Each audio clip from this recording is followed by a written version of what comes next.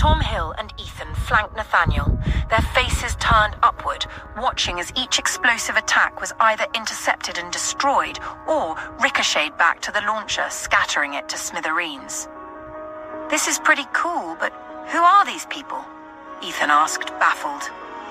"Let's find out," Nathaniel replied, and the three made their way back to the log house. From about a mile away, they could see the Hawthorne guards sitting on the back porch, relaxing, eating and drinking. One would think the flashes of explosions in the sky were just a carnival attraction. Aidan was the first to notice Nathaniel approaching with Tom Hill and Ethan Blackwood. He nudged Lewis, who was beside him, and one by one the men stood up as Nathaniel got closer. "Welcome, boss," Aaron greeted. Realizing he was holding a beer bottle, he quickly put it down and stood straighter. "Glad to see you all unbothered." "Are we safe then?" Nathaniel quipped. Tom Hill chuckled. We have a drone," Aaron pointed out, gesturing to the sky. "I can see that. Brilliant idea, by the way," Nathaniel said. Aaron beamed like a proud peacock, glancing at Andrew, who shook his head in irritation. "Thanks, boss. It's your money and your drone," Aaron replied. "I'm sure he deduced that, Aaron," Jake added with a laugh. Ethan chuckled. "Why are we getting attacked? Do we only have choppers, no attackers on foot?" Nathaniel asked, continuing to look at the sky, noting that things had settled down and there were no more choppers attacking them. Andrew came to stand by Nathaniel. He didn't want to answer the questions in front of Ethan Blackwood and didn't want to ask Nathaniel to tell the other man to excuse them. But as he stood there silently, Nathaniel could sense his tension. "Show me," Nathaniel said. Andrew nodded and moved, Nathaniel following him, leaving Tom Hill and Ethan with the other men. Nathaniel caught up with Andrew, and the two walked side by side as Andrew led him towards the entrance of the ranch. "I'm sorry I couldn't answer your question with Mr. Blackwood present," Andrew rasped. "I understand. Is this Henri Cavalier making good on his threat?" Nathaniel asked. "Yes, boss, but there's something else you should know. Although it's just speculation on my part, I have a strong feeling I'm onto something," Andrew said, causing Nathaniel to pause and meet his gaze, a deep frown furrowing his eyebrows. "Go on, tell me. Let's speculate together," Nathaniel invited. "Remember how protective Anne Cavalier is of Samuel Cavalier, how she's the one allowed to supervise his food and handle his affairs?" Andrew began. Nathaniel nodded, giving him a pensive stare. "Do you think Henri Cavalier could get to Samuel without Anne noticing something was amiss all these years?" Andrew asked. The groove between Nathaniel's eyebrows deepened as he looked away and resumed walking. "When I was speaking with Samuel Cavalier, remember I asked if the line was secure?" Nathaniel replied. "Yes, boss," Andrew responded. "I asked because something didn't quite add up. Samuel Cavalier had his most trusted guards watching him like hawks. If any of them were to betray him, it would take a lot. Even if they used the kitchen staff, Anne was sharp enough to notice patterns over the years. If she's allowing whatever Henri is doing to their father, it's because she has a plan." Nathaniel mused aloud. "Exactly, boss. These attackers must have learned our whereabouts from someone in the know. Aside from the pilots and us, no one else knew our plan," Andrew said, but Nathaniel interrupted with a resigned sigh. "Except I told Samuel Cavalier," Nathaniel said, his voice low and pensive, "and he told Anne." He nodded to himself. She is keying into her brother's game, waiting for him to overstep. Say, ahead Nathaniel could see through the small gap in the iron gate a burning truck with shadowy figures scattered on the snow-covered ground. Before Nathaniel could ask questions, Andrew said, "The outer fences are electric. Any attempt at forceful entry triggers the defense system to scan for threats and eliminate them." Nathaniel nodded. "Forceful entry makes sense. For a minute there, I was afraid Aaron was out here frying up anyone who came to our doorstep," Nathaniel said. Andrew chuckled. "I suppose both Henri and Anne Cavalier would expect us to react to this attack, especially if they had succeeded in causing casualties," Nathaniel muttered almost to himself. "What do we do?" Andrew asked. "Let's have a discussion with Sean Cavalier. Let's tell him what's happening and that his grandfather is coming to us for medical evaluation and possible treatment.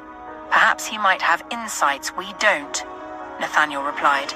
"So we shouldn't pick him up to take him to the captain's yard?" Andrew inquired.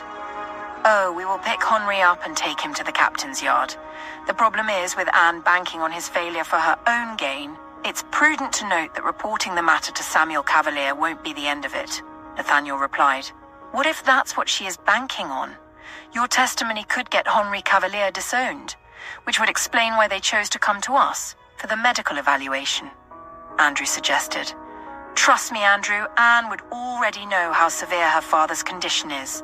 Whether she wants him to survive is another matter, but if they come to us, and Samuel Cavalier dies under my wife's surgical care, Anne would have an emotional pretext to accuse her of something, giving her a legitimate, albeit crazy, reason to resent us. She could use that to dissolve the agreement between our families. So, I have 3 choices. Go after every Camorra and eliminate them all before they think to come after my family, kill Henri for Anne, and let her have her way, which would put me in a bad light with Samuel Cavalier. Or ensure Samuel Cavalier survives and make Sean Cavalier his protector. Which do you think we should choose, Andrew? Nathaniel asked. Nathaniel and Andrew returned to the log house to find Tom Hill and Ethan had joined the group. Aaron was busy serving barbecue and ginger ale. Care to join us, boss? Aaron invited. Nathaniel met Tom Hill's gaze, the older man giving him a keen scrutiny. He nodded reassuringly and Tom sighed with relief. Why not? Nathaniel accepted, taking a seat beside Ethan. I have to admit this has been the most eventful vacation ever, but strangely I don't mind it, Ethan remarked, earning a laugh from everyone. Nathaniel playfully pulled him into a side hug. Good to be hanging out with you again, man, Nathaniel said warmly. Ethan grinned and nodded in acknowledgement. When are you heading back to Dubai? Tom Hill asked. In 2 weeks, Ethan replied. What's your plan now? We haven't had a chance to discuss it, Nathaniel inquired with interest. I thought I'd stay in New York for the first week after the reunion weekend, then head back home to Sylvan Ridge for the second week before leaving, Ethan explained. What about Alex? Nathaniel asked. That's easy, especially now that he's engaged. We were supposed to hang out together for the first week, but I'm guessing those plans have changed. Ethan grumbled, prompting a chuckle from Nathaniel. I believe Aria is organizing a bachelorette party for Anita, so there should be plenty to keep us occupied, Nathaniel added, raising his beer bottle in a toast. Sounds like a plan. When are we leaving here? We've barely explored the place, and it's so peaceful, Ethan inquired. Nathaniel took a sip of his beer and glanced at the horses leisurely grazing nearby. The security here is top-notch, so there's no rush to leave. I'd love to do some horseback riding and hunting. Another day here would be great, Tom Hill suggested. Nathaniel nodded to himself, silently acknowledging Tom Hill's subtle suggestion. He glanced at Andrew, who nodded his approval. Riding horses and hunting game? Count me in, Ethan quipped with enthusiasm. I'm sure Owen and Liam would enjoy that too. They had a blast at the carnival in Brooklyn, Nathaniel remarked. Then it's settled. We'll spend another 24 hours in this snowy paradise, Tom Hill declared. Well, that's if Aaron will have us, Nathaniel teased. Aaron, who was about to take a sip of his drink, hesitated and glanced nervously between Nathaniel and Andrew before speaking up. It's, your property, boss. His voice was tentative. Nathaniel nodded thoughtfully. Yes, but this is your home, he replied reassuringly. Andrew watched as Aaron visibly relaxed, the comment clearly resonating with him. After a brief pause to clear his throat, Aaron continued, It would be an honor, boss. Thank you, Aaron, Nathaniel acknowledged warmly. Nathaniel, Tom Hill and Ethan didn't leave the Hawthorne guards until about 3 a.m., by which time there were no more signs of attackers, but they left the defense drone operational. Good night, Nate, and you too, Mr. Hill, Ethan greeted as he headed to his room, a tad tipsy. Tom Hill and Nathaniel watched him reach his door and enter before making their way to their respective quarters. Who is responsible for the attack? Tom Hill inquired. Henri, and by extension, Anne Cavalier, Nathaniel replied. Damn it, Tom Hill exclaimed under his breath. How do we tackle this? He added with great concern. We need to have a meeting with Sean Cavalier. Let's see if he will cooperate, Nathaniel replied. He then gave Tom a friendly pat on the shoulder. Get some sleep. The next few days are going to be trying for all of us, Nathaniel added. How's your wound? Tom inquired as Nathaniel strode away. I sleep next to a surgeon, Tom. Relax, Nathaniel quipped over his shoulder. Tom chuckled. I'm fine, Nathaniel reassured him. A few minutes later, he settled beside Arya on the bed, carefully drawing her into his arms. His heart raced when she turned to face him, still with her eyes closed, and reached for his jaw to pull his face close to hers, kissing him deeply and igniting his desire with a vengeance. "Where did you go?" she whispered against his lips, her kisses growing more fervent. "Did you miss me?" he rasped, his voice deep with hunger. "Yes," she replied, silencing him with another kiss that made him groan into her mouth. "Ariana," he moaned. Hours later, back at the log house, Jake woke up with a peculiar longing for a warm, soft body beside him. And not just anybody. It was surprising and alarming as his mind replayed his time with Christine. A smile stretched across his lips at the memories of her geeky antics and how she tried to portray herself as a seasoned woman, especially during their dinner. He remembered the bravado slipping away as they became intimate and chuckled as he recalled her panic when she woke up the following morning, searching for her glasses, trying to maintain her cool demeanor while exclaiming, "Good morning, handsome." He'd burst out laughing, amused at the endearing awkwardness. It was the most genuine connection he had experienced with a woman. "Stop it," he'd rasped against her lips. "Stop what, babe?" she'd whispered back. "Stop trying to be someone you're not." "I'm okay with who you are," he responded, his heart swelling at the emotion in her beautiful eyes. "You have such exquisite eyes," he'd murmured. "Yeah, but they don't work," she quipped, making him laugh. Now, remembering, he chuckled to himself and glanced at his bedside table, noting it was 7 a.m. and he had only gotten 3 hours of sleep. He sighed and picked up his phone. Opening a messaging app, he initiated a chat with Christine, hoping they were nearing the dock now and would soon have regular service. It had been a long time since he had truly dated. Most of his encounters were quick hookups. Then there was his inexplicable longing for Julia Davies. But she was not a part of his life now, and honestly, she never really was. Perhaps he could have something with Christine, that is, if he could figure out how to start a goddamn conversation. "Christ, I'm too old for this," he muttered to himself. After typing and deleting several messages, Christine responded with, "That bad, huh?" Jake burst out laughing and gave up, deciding to make a video call instead. To his delight, she answered immediately. "Hey, handsome," she greeted as soon as she appeared on the screen, attempting a sexy pose on the ship's bunk bed, but tumbling to the floor. "Come on," she groaned, clearly mortified. Jake covered his face, laughing. "You're not supposed to laugh." "It's ungentlemanly," she teased, fixing her hair and adjusting her glasses. "Sorry, babe, how are you?" he asked with a warm smile. Jake silently admired Christine's youthful and natural beauty, briefly pondering their age gap before pushing the thought aside, acknowledging they were past dwelling on such matters now. "I'm okay, we're close to the dock now, so we'll soon be off this ship and heading home," Christine replied, excitement evident in her voice. "That's great. So where's home?" Jake inquired, his voice soft and deep. "Bromwich, New Jersey," she answered, smiling warmly. "I live in New York, so it's just a train ride away," Jake replied. "Does that mean you want to see me again, Jake?" Christine asked hesitantly, meeting his gaze. "Yes, Christine, I want to see you again," he replied, his voice husky. Though she was close yet far away, he could still feel the connection between them. "I wish you had stayed back," she said softly. "I want you here, on this bed, with me right now," he admitted. "Gosh, the things I want to do to you," he murmured, his voice deep and husky, almost primal. "Serves you right for not taking me with you," she teased, her eyes reflecting a mix of emotions. Her cheeks flushed with color. "I'm sorry. It was work," he responded. "I had to stay focused," he apologized, sounding sincere. "So you would have stayed otherwise?" she probed. "Yes, Christine, I would have," he responded, surprised at himself and feeling certain that he would have liked to stay one more night with her. "Don't toy with me, Jake. Please," she added in a vulnerable tone. "Send me your address and let me know when you get home," Jake replied. "I want that second date, Christine," he added, wanting her to know he wasn't playing games. "I'll text it as soon as we end the call," she promised in a small voice. "Good," he replied, smiling lazily at her. "Close your eyes, Jake," she said in a low, sultry whisper. "Why?" he asked, a smile playing on his lips. "Just do it," she replied shyly. Jake closed his eyes.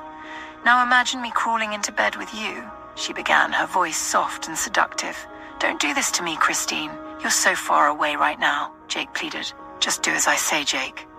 "I need this too," she insisted. Jake opened one eye to peek at her, smiling as he saw her lying back on the bed, looking up at him with desire in her eyes. He shut his eyes again. "Now feel my skin, Jake. Warm and soft, brushing against yours," she continued. Jake sighed deeply and let her coach him to release. Meanwhile, in the underground safe house, Tom Hill walked around, knocking on every door and instructing everyone to get ready for breakfast. The knock stirred Nathaniel and Arya awake. They were entwined in a loving embrace, still languid from their intimate moments earlier. Nathaniel held Arya close, recalling the intense desire she had ignited in him just hours before, sending him into blissful oblivion. "Good morning, my love," Arya greeted him in a soft, tender whisper. Nathaniel responded by gently tilting her chin up and kissing her deeply, his passion evident as he pressed his knee between her legs. Arya trembled in anticipation. An hour later, they joined the others in the grotto. Owen and Liam ran to meet their parents upon seeing them. After exchanging pleasantries with everyone, Arya embraced Anna warmly and asked, "How are you?" Anna sighed contentedly before giving Arya a grateful smile. "Physically, I'm great. I still have nightmares from the experience, but having Alex here with me helps," she replied.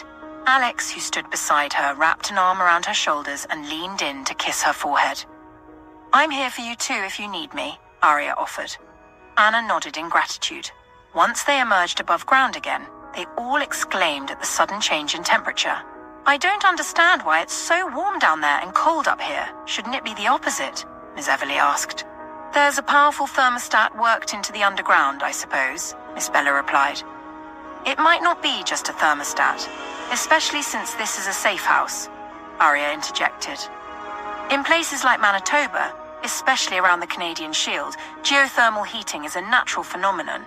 The Earth's internal heat can warm underground spaces, particularly in areas with ancient rock formations. The heat from the Earth's core radiates upwards, keeping the cave warm even when it's freezing above ground," she explained. Miss Everly nodded thoughtfully, clearly considering the explanation. Owen, walking between his mum and Big Mama, listened intently, his brow furrowed. "So what do you think the lever Daddy activated when we got down there was for?" Liam asked, looking up at his mother with curiosity. "I think that was to adjust the steam in the sauna, perhaps to make it more comfortable for all of us," Arya replied. "You can go ahead and ask your dad," she added, gesturing towards Nathaniel, who was walking ahead with Tom Hill, Ethan, and Alex. "Daddy, what was the underground lever in the grotto for?" Liam asked as soon as he reached Nathaniel's side. "And why is the underground grotto warmer than up here?" Owen interjected. "Mum already gave us her idea. We just want to confirm it," he quickly added. Nathaniel smiled warmly at the two boys. "Tell me your mom's idea," he invited, reaching out to hold their hands as they continued walking together. The two take turns at explaining their mum's idea. Nathaniel glanced back at Arya and smiled when their eyes met, then returned his attention to their sons. "Boys, your mum was right. The lever I activated was for the sauna's temperature control, and the underground is naturally warm due to geothermal heating," he explained. "Mum is so smart," Owen said in awe before the boys ran back to Arya to tell her she was right. Nathaniel chuckled to himself as he watched them go. They had breakfast in the dining room of the log house. Everyone was captivated by the aesthetics, the modern yet rustic decor that evoked a medieval-era charm with modern elements, creating a homely allure. The massive dining table was adorned with a variety of breakfast foods, from smoked sausages to omelettes, smoked sliced beef, pancakes, oatmeal sprinkled with strawberries, blueberries, cashew nuts, and honey. Freshly pressed juices, milk, and boiled eggs completed the spread. Nathaniel sat at one end of the table with Arya to his right and the boys to his left. Everyone else was scattered around, enjoying the delicious meal. Arya ensured that Nathaniel picked foods rich in vitamins for his heart and immunity, and she did the same for their boys. Nathaniel observed her carefully selecting his food, and he couldn't help the rush of emotions that surged through him, causing his heart to tighten. Reaching under the table, he placed his hand on her thigh, gently stroking her through the fabric of her dress. A shy smile spread across her lips as she raised her eyes to meet his. He was certain his eyes conveyed how deeply he loved her because he watched as tears welled up in her eyes, the beautiful gems glistening with emotions. He sighed softly. After finishing breakfast, Nathaniel left Arya with Anna and the other ladies to explore the log house, while he took Liam and Owen to the stables for a horseback riding adventure. The boys were pleasantly surprised when they saw the stables and eagerly ran ahead of Nathaniel, Ethan, Alex, Tom Hill, Aidan, and Charles to meet Aaron. He was bringing out 2 young stallions, one black and one chestnut-colored, specifically chosen for Liam and Owen. "Thank you, mister," Owen exclaimed with visible excitement. "What are their names? Can we give them some food?" Liam fired questions at Aaron, who smiled indulgently. "Yes, you can feed them," he replied, handing each boy an apple. He demonstrated how to feed the horses, starting with the black one. "This one is named Midnight," Aaron said, gently feeding and petting the black horse before allowing Liam to take over. "And this one is Peanut," he added, showing Owen how to feed the chestnut horse. Nathaniel and the others watched with amusement as the boys fed and petted the horses. "Daddy, look! We're feeding the horses!" Owen exclaimed excitedly. "Great job, son," Nathaniel replied proudly. "This one's Midnight, Daddy, and Owen's horse is Peanut," Liam giggled, eliciting laughter from everyone. "Who names a horse Peanut?" he added, still laughing. "That would be me," Aaron said sheepishly, giving Liam a smile. "Oops," Liam whispered. "Sorry, mister, he didn't mean anything by it," Owen quickly added. Nathaniel felt a surge of pride in his son. Aaron then found horses for Nathaniel, Tom Hill, Alex, Ethan, Aidan, and Charles. Nathaniel helped Liam and Owen into their saddles before mounting his own horse. They let the boys ride ahead while the adults followed behind, with Aaron leading them on a leisurely ride through the expansive lands. Meanwhile, Andrew and Jake dialed Sean Cavalier's number, while Aaron and the others managed the local authorities and the debris of metal shards and bodies strewn around the outer fences. Sean answered on the second ring with a hesitant "Hello" coming through the satellite phone. "Hello, Sean Cavalier, this is Andrew, head of security for the Hawthornes," Andrew said in a leveled tone. "I know who you are, Andrew. What do you want?" Sean responded, his tone edged with tension. "Nathaniel Hawthorne has requested your presence for a meeting. We need to discuss something important," Andrew explained. There was a brief silence before Sean asked, "What's happened? You can speak freely. This line is secure." Andrew sighed. "Unfortunately, what we have to discuss can't be handled over the phone," he replied regretfully. "Damn it. Am I ever going to escape this Camorra nightmare?" Sean muttered angrily. "We have someone waiting for you at the airport to escort you to us." "Just show up," Andrew instructed, not wanting to send any of their people to get him at the hospital, just in case Henri Cavalier was having his son followed. "I'll be there," Sean confirmed, and ended the call. Jake gave Andrew a keen scrutiny, wondering if Sean Cavalier would agree to go against his aunt and father to be his grandfather's custodian during treatment, especially since Sean had previously approached them for help, and they had rebuffed him because of Julia. Now that Sean believed Julia was dead, what exactly would be their bargaining chip? Or would Nathaniel Hawthorne tell him about Julia? "Do you think he would bite?" Jake asked as soon as Andrew ended the call. The older man shrugged.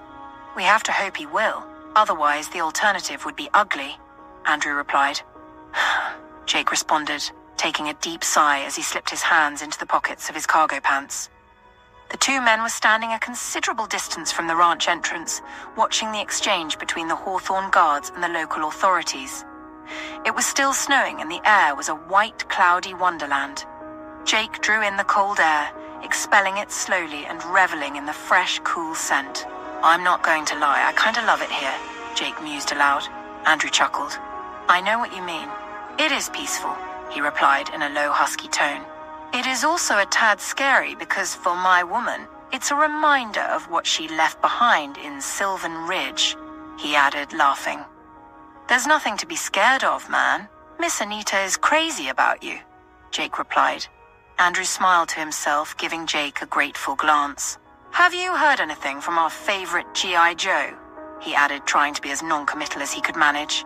It's barely a week, Jake. Giselle is fine. She is settling in, probably missing you, but she is fine, Andrew replied truthfully, giving Jake a sidelong glance.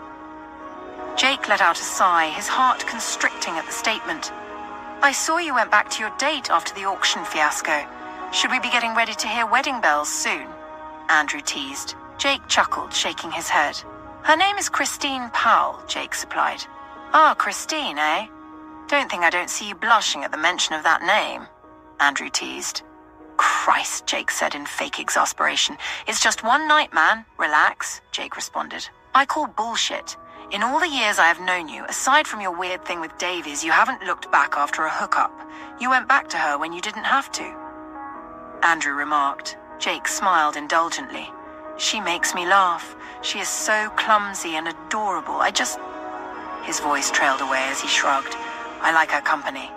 But God, she is so young, Jake added with a long-suffering sigh, making Andrew chuckle. I've learned when a woman wants you, age will not stop them, Andrew mused, holding out his engagement ring finger. Jake chuckled. Don't try to shut it down, Jake. Don't take it for granted either. I know you have strong feelings for Giselle, but you of all people know how complicated that is. I want you to be happy. If Miss Christine Powell has the slightest remote chance of giving you peace and love, give her a chance. But if at any point you don't feel as strongly as she does, be true to yourself. In our kind of job, life is even shorter than the norm. We have to take each day like it's our last and grab onto happiness however we can. You never know when you will catch a bullet, and that would be the end of it, Andrew said in a low, pensive tone. Jake nodded to himself. There were a few minutes of companionable silence, and then Jake said, If she needs me, let me know, please. Until, Andrew nodded, not needing to ask whom he meant. Meanwhile, Nathaniel was still out riding with Liam, Owen, Tom Hill, Ethan, Alex, Charles, and Aidan, with Aaron in the lead. He pointed out notable sights to the twins, ensuring they had a memorable ride. The serenity of the plain, blending with snow crunching softly beneath the horses' hooves, resounded in the air. As they passed along a frozen river, Nathaniel pointed out the northern pike and walleye, still visibly active under the ice, darting about as if it were a regular sunny day. Why can't they get frozen, Dad? Owen asked in awe. Why is it that only the surface of the lake is frozen, though? Liam asked with a pensive frown. Nathaniel smiled at his boys, pleased with their curiosity. Fish like the northern pike and walleye have adapted to surviving in cold water. They produce a type of antifreeze protein that prevents ice crystals from forming in their bodies, which allows them to remain active even when the water temperature drops, he explained to Owen. Turning to Liam, Nathaniel continued, As for why only the surface of the lake is frozen, it's because ice is less dense than liquid water. When the temperature drops, the water at the surface freezes first and floats, forming a layer of ice. The water below stays in liquid form because it's insulated by the ice and remains above freezing temperature. Owen and Liam nodded, their eyes gleaming with fascination. So, the fish stay warm under the ice? Owen asked with keen interest. Well, not exactly warm, but they do stay in liquid water, which is crucial for their survival, Nathaniel clarified. The ice acts like a blanket, keeping the water beneath it from getting too cold. Ethan interjected with a smile. That's pretty cool, Liam said, nodding his head in wonder. It really is, Nathaniel agreed, reaching out to tap him on the tip of his nose and doing the same for Owen. Nature has some pretty incredible ways of making sure everything can survive, even in the harshest conditions, Alex chipped in, earning a smile from the boys. Soon enough, they arrived at a snow-covered plain framed by woods. Tom Hill saw distinctive tracks of a snowshoe hare, and after a few meters, there was a paw print of a wolf or lynx. He exchanged a glance with Aidan and Charles, who had already brought out their weapons. Tom Hill chuckled. Suddenly, 2 white-tailed deer darted out from the surrounding bushes and into the path of the horses, spooking them. Aaron's horse reared up, its front hooves pawing the air as it let out a startled whinny. Aaron held on tightly, deftly calming the horse with gentle but firm hands on the reins. Whoa, he exclaimed under his breath. Easy there, buddy. he cooed in a soothing voice. Nathaniel's horse right behind skittered to the side, its eyes wide with alarm. Nathaniel quickly steadied his mount, murmuring soothing words to it. On either side of him, Owen and Liam's horses danced nervously. "Dad!" Liam and Owen instinctively exclaimed in unison. "It's okay, Liam." "Owen, stay calm," Nathaniel quickly responded. "Easy, boy, easy," he called out to the horses, keeping a firm grip on his reins while reaching out to steady Liam's horse with his free hand. Owen's horse sidestepped skittishly, and Owen clung to the saddle, his face etched with a mix of excitement and fear. Nathaniel turned his attention to Owen's horse, guiding it back onto the path. Aaron, now in control of his horse, looked back over his shoulder.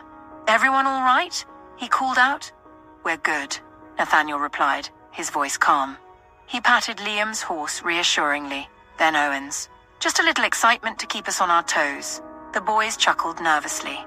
Nathaniel rode his horse closer to Owen's, gently cupping the back of his head to bring him near, and planting a reassuring kiss on his forehead. He repeated the gesture with Liam, whispering, "I've got both of you, okay?" The boys nodded in response. The other riders, Aidan, Charles, Ethan, and Alex, had drawn their horses to a halt, watching the brief commotion. Aidan and Charles still held their weapons, scanning the surrounding woods for any sign of the wolf or lynx whose tracks they had seen. Tom Hill rode up beside Aaron, his eyes twinkling with amusement. "Well, that certainly got our attention," he said with a chuckle. Aaron chuckled softly. With the horses calmed down and everyone back in formation, they began to move forward again. Suddenly, a series of primal growls echoed from their left, and about 10 white wolves appeared at the edge of the woods, their jaws dripping with blood. "Dad!" Liam exclaimed in a hushed voice. "Easy now, everyone," Aaron said calmly, his voice steady. He gently patted his horse's neck. Nathaniel did the same, deliberately sending reassuring signals to Owen and Liam's mounts. Owen reached out to pat his horse's neck, feeling the tension beneath his hand. "Steady now," he murmured to the animal, imitating his father's actions. Upon seeing that it was working, Liam did the same. Aidan, Aaron, and Charles moved swiftly into action, positioning themselves between the wolves and the group. They raised their weapons cautiously, ready to defend if necessary. "Let's ease back slowly," Aaron said in a low, calm voice. "Keep your horses steady." Nathaniel gestured to the others to follow Aaron's lead, gradually retreating while maintaining a calm demeanor. The horses, sensing their rider's reassurance, began to settle down, though their ears remained pricked and their bodies tense with alertness. Meanwhile, Aidan, Aaron, and Charles maintained a defensive posture, keeping a watchful eye on the wolves. They were prepared to deter any advance from the predators, while the rest of the group moved to safety. The tense standoff continued for a few moments, with the wolves watching the group warily from the edge of the woods. After a brief standoff, the wolves started to retreat into the depths of the forest. Just then, 3 white-tailed deer peeked out from the opposite side of the woods. The wolves snarled menacingly and rushed back, this time charging toward Aidan, Charles, and Aaron, who had become the focus of the predators' aggression, as they stood between the wolves and their prey. Back at the log house, Arya explored the house with Anita, Anna, Miss Everly, and Miss Bella. The massive house had about 25 rooms spread across 3 stories. The expansive living room featured a high ceiling with a chandelier at its center. The grand double staircase, flooring, and lined walls were made of dark, polished wood, glistening beautifully under the interior lighting.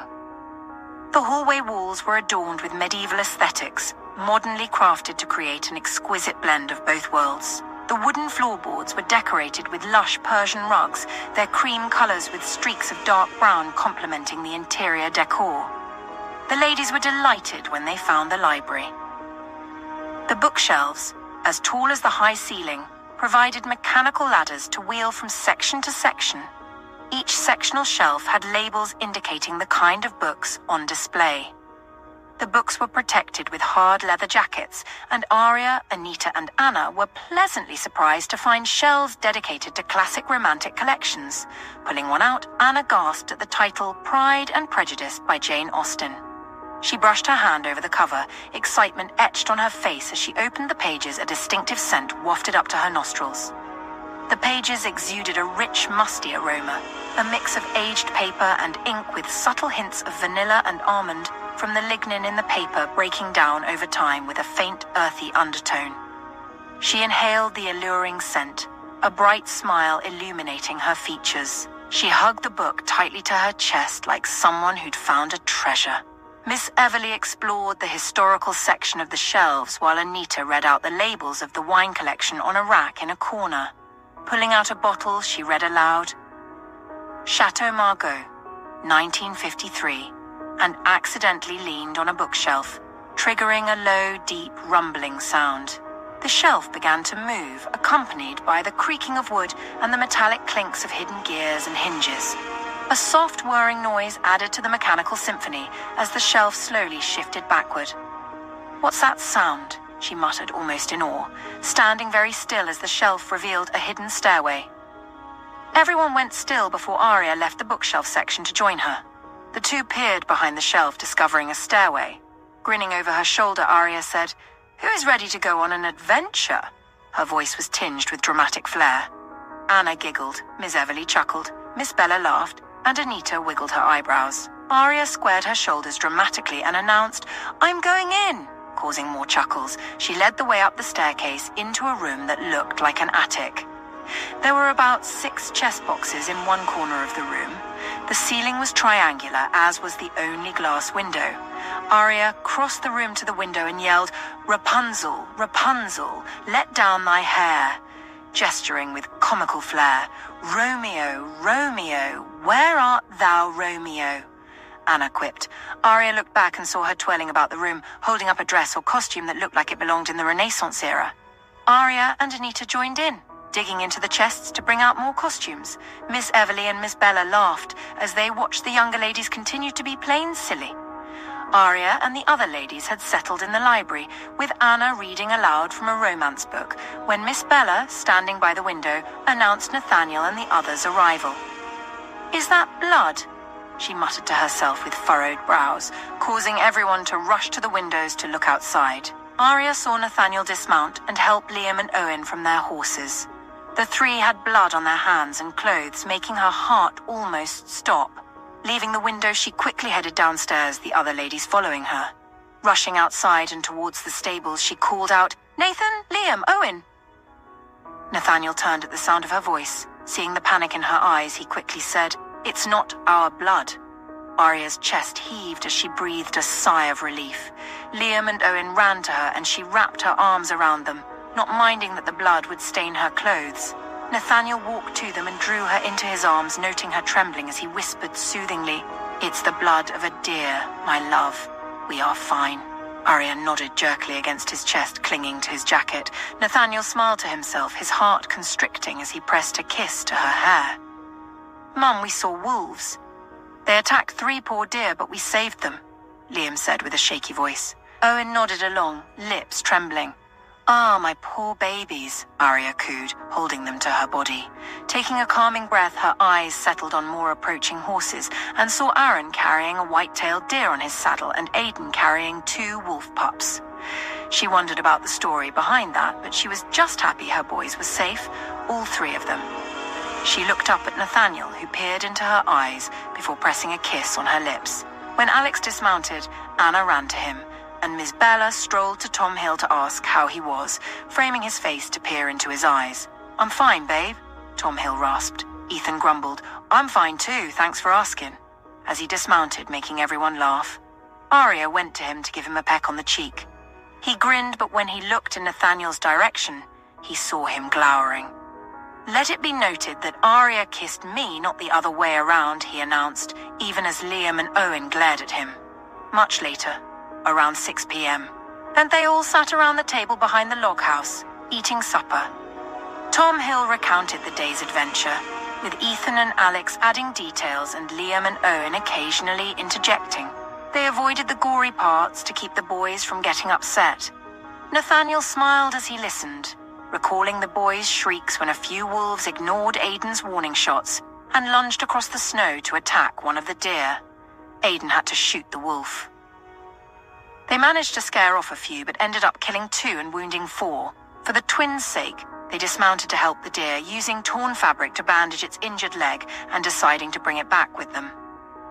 While burying the dead wolves, they discovered wolf pups, which made the twins cry. "What if we just killed their mum and dad, Uncle Aidan?" Liam had asked through sobs. "I'm sorry, buddy. We had to protect ourselves and the deer. Why don't we try to help the pups instead, huh?" The two had nodded eagerly. "Can we name them, Uncle Aaron?" Owen had asked. "Of course, lad," Aaron had replied with a warm smile. 6 hours later, they were relaxing in front of the massive fireplace in the living room of the log house when Nathaniel noticed Andrew standing by the exit. He quietly excused himself and followed Andrew outside. Jake and Aidan joined them on the porch, and together they made their way to the barn house, where Aaron awaited them at the entrance. Upon reaching the entrance, Nathaniel walked in confidently into the expansive space. Sean Cavalier sat atop a stack of hay with 7 heavily armed men behind him. The two skipped formalities. Aaron quickly arranged another hay bale for Nathaniel to sit on. Nathaniel locked eyes with Sean and said, "I think it's best if we speak alone," motioning for Sean to dismiss his men. Aaron escorted them out, closed the barn door and stood guard, ignoring the irritated glances of the Camorra men. Inside the barn, Nathaniel leaned forward, resting his elbows on his knees as he looked into Sean Cavalier's eyes. "You were right. Your grandfather is ill," Nathaniel began. Sean Cavalier scoffed. Nathaniel shot him an annoyed glance before continuing. "However, he decided to involve me in this complicated game your family is playing. Since my family vowed to help where we can, I've chosen to answer his plea. However, your father opposes my assistance to your grandfather." Sean sighed exasperatedly. "Of course he does. He wants him to die," he snapped. "Yes, I considered sending a report to your grandfather and letting him handle it, but he's also stuck between a rock and a hard place," Nathaniel explained. Sean leaned in. "What do you mean?" he asked, his voice tense. "You once mentioned you'd prefer your Aunt Anne to take over. You believe she's the reasonable choice, right?" Nathaniel prompted. Sean hesitated before nodding. Nathaniel sensed the tension in him. It was palpable. "What if I told you it's not just your father playing the succession game, but your Aunt Anne is also involved?" Nathaniel revealed. Sean Cavalier swallowed hard. "That can't be right," he muttered. "Riddle me this, then," Nathaniel began. Jake studied Sean Cavalier, noting every flicker of emotion in his eyes as Nathaniel detailed their findings, including the attacks and the messenger who had tracked them to the reunion and her message. When Nathaniel mentioned the call to Sean's grandfather, Jake noticed Sean clench his jaw, a flash of anger in his eyes at the implication that his aunt might be aware of his father's actions and was somehow aiding his downfall. Sean began to shake his legs in evident agitation as Nathaniel outlined what they needed from him. "You say he already attacked you?" Sean asked, his tone tense. "We have human remains scattered outside the ranch walls," Andrew replied. "You realize he won't relent if you oppose him. He'll continue to hound and hunt your family, yet you still want to help my grandfather. I know your family had a pact with the Camorra, but this is out of character. Why are you willing to go to such lengths?" Sean interrupted Nathaniel, his voice laced with suspicion. "It's a matter of honor. Something that might be foreign to your kind," Jake interjected before Nathaniel could respond, causing Sean to look up at him as he slowly stood. "Do you have something to get off your chest, Jake Darfield?" Sean asked, almost growling. "I didn't think inviting you here would achieve anything. You have no honor. You're a selfish bastard whose only goal is survival at any cost," Jake taunted. Nathaniel sighed. "Who the hell are you to tell me how to live my life? Huh? Don't forget I came to you all for help when I discovered my father's plan. I warned you about what he intended, but you let him have his way, and now Julia is dead. Excuse me if I'm not particularly thrilled about being dragged into this again. I'm not the one on Henry Cavalier's hit list," Sean ranted, his anger clear, but Aidan cut him off. "And yet he stabbed you, your own father. Come on, Sean. We know you're a coward, but we didn't peg you for a fool," Aidan taunted with a sneer. Sean let out a low, angry growl. "You all think you know me, don't you? You think I left my family because I couldn't be as ruthless as a Camorra? Well, you're wrong. I'm more deadly than all of them put together, but I try to be humane. I didn't leave because I couldn't handle the violence. I left because I found out that bastard Henry killed my mother and my grandfather kept quiet. He let him get away with it, and I believed them when they said a rival family killed her. They let me avenge her under false pretenses. I killed innocent people because of their lies. I left because I couldn't live under the same roof, sitting at the same table with the people who killed my mother and lied to me about it. Why? Because she wanted out of their bloody life. I left to give her a shred of honor, to show I didn't just sit there and accept it and continue to be their executioner. And now, do you understand what you're asking me to do? You're asking me to desecrate my mother's memory and save the people who conspired to murder her. Sean delivered in a low, angry growl. Nathaniel stood up, his brows furrowed in surprise at the revelation. Jake, Aidan, and Andrew exchanged glances, surprised by the revelation. They had always believed the Camorra's version, that Sean Cavalier had snapped after killing a child in retaliation for an attack on their family. It turned out Sean wasn't the ruthless killer they had imagined. He had acted out of rage at his father's lies. Jake felt a pang of guilt for misjudging him and looked away, slipping his hands into his pockets. But he couldn't forget how Sean had allowed himself to be forced away from Julia, leaving her to die. Okay then. If I were in your shoes, I wouldn't want to help either. But I'm trying not to let your father die by my hands or let your entire family be destroyed. I'm trying to choose peace and let you be the decision maker. If you take up the custodianship of your grandfather while he's in treatment, Nathaniel said in a calm, mellow tone. What if he dies? Have you thought of that possibility? What if he can't be saved? Sean interrupted. Then with you in control, I would trust you to calm the storm, Nathaniel replied. Mr. Cavalier. Andrew stepped forward. We are not asking for your help because we can't handle your family. We are asking for your help because we're trying to explore every peaceful option before we go on the offensive. Rest assured, we will fight.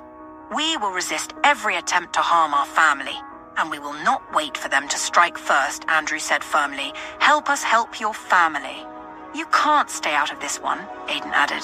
I grew up in a house where I watched my father physically abuse my mother, and I had to live with it until I could stop him.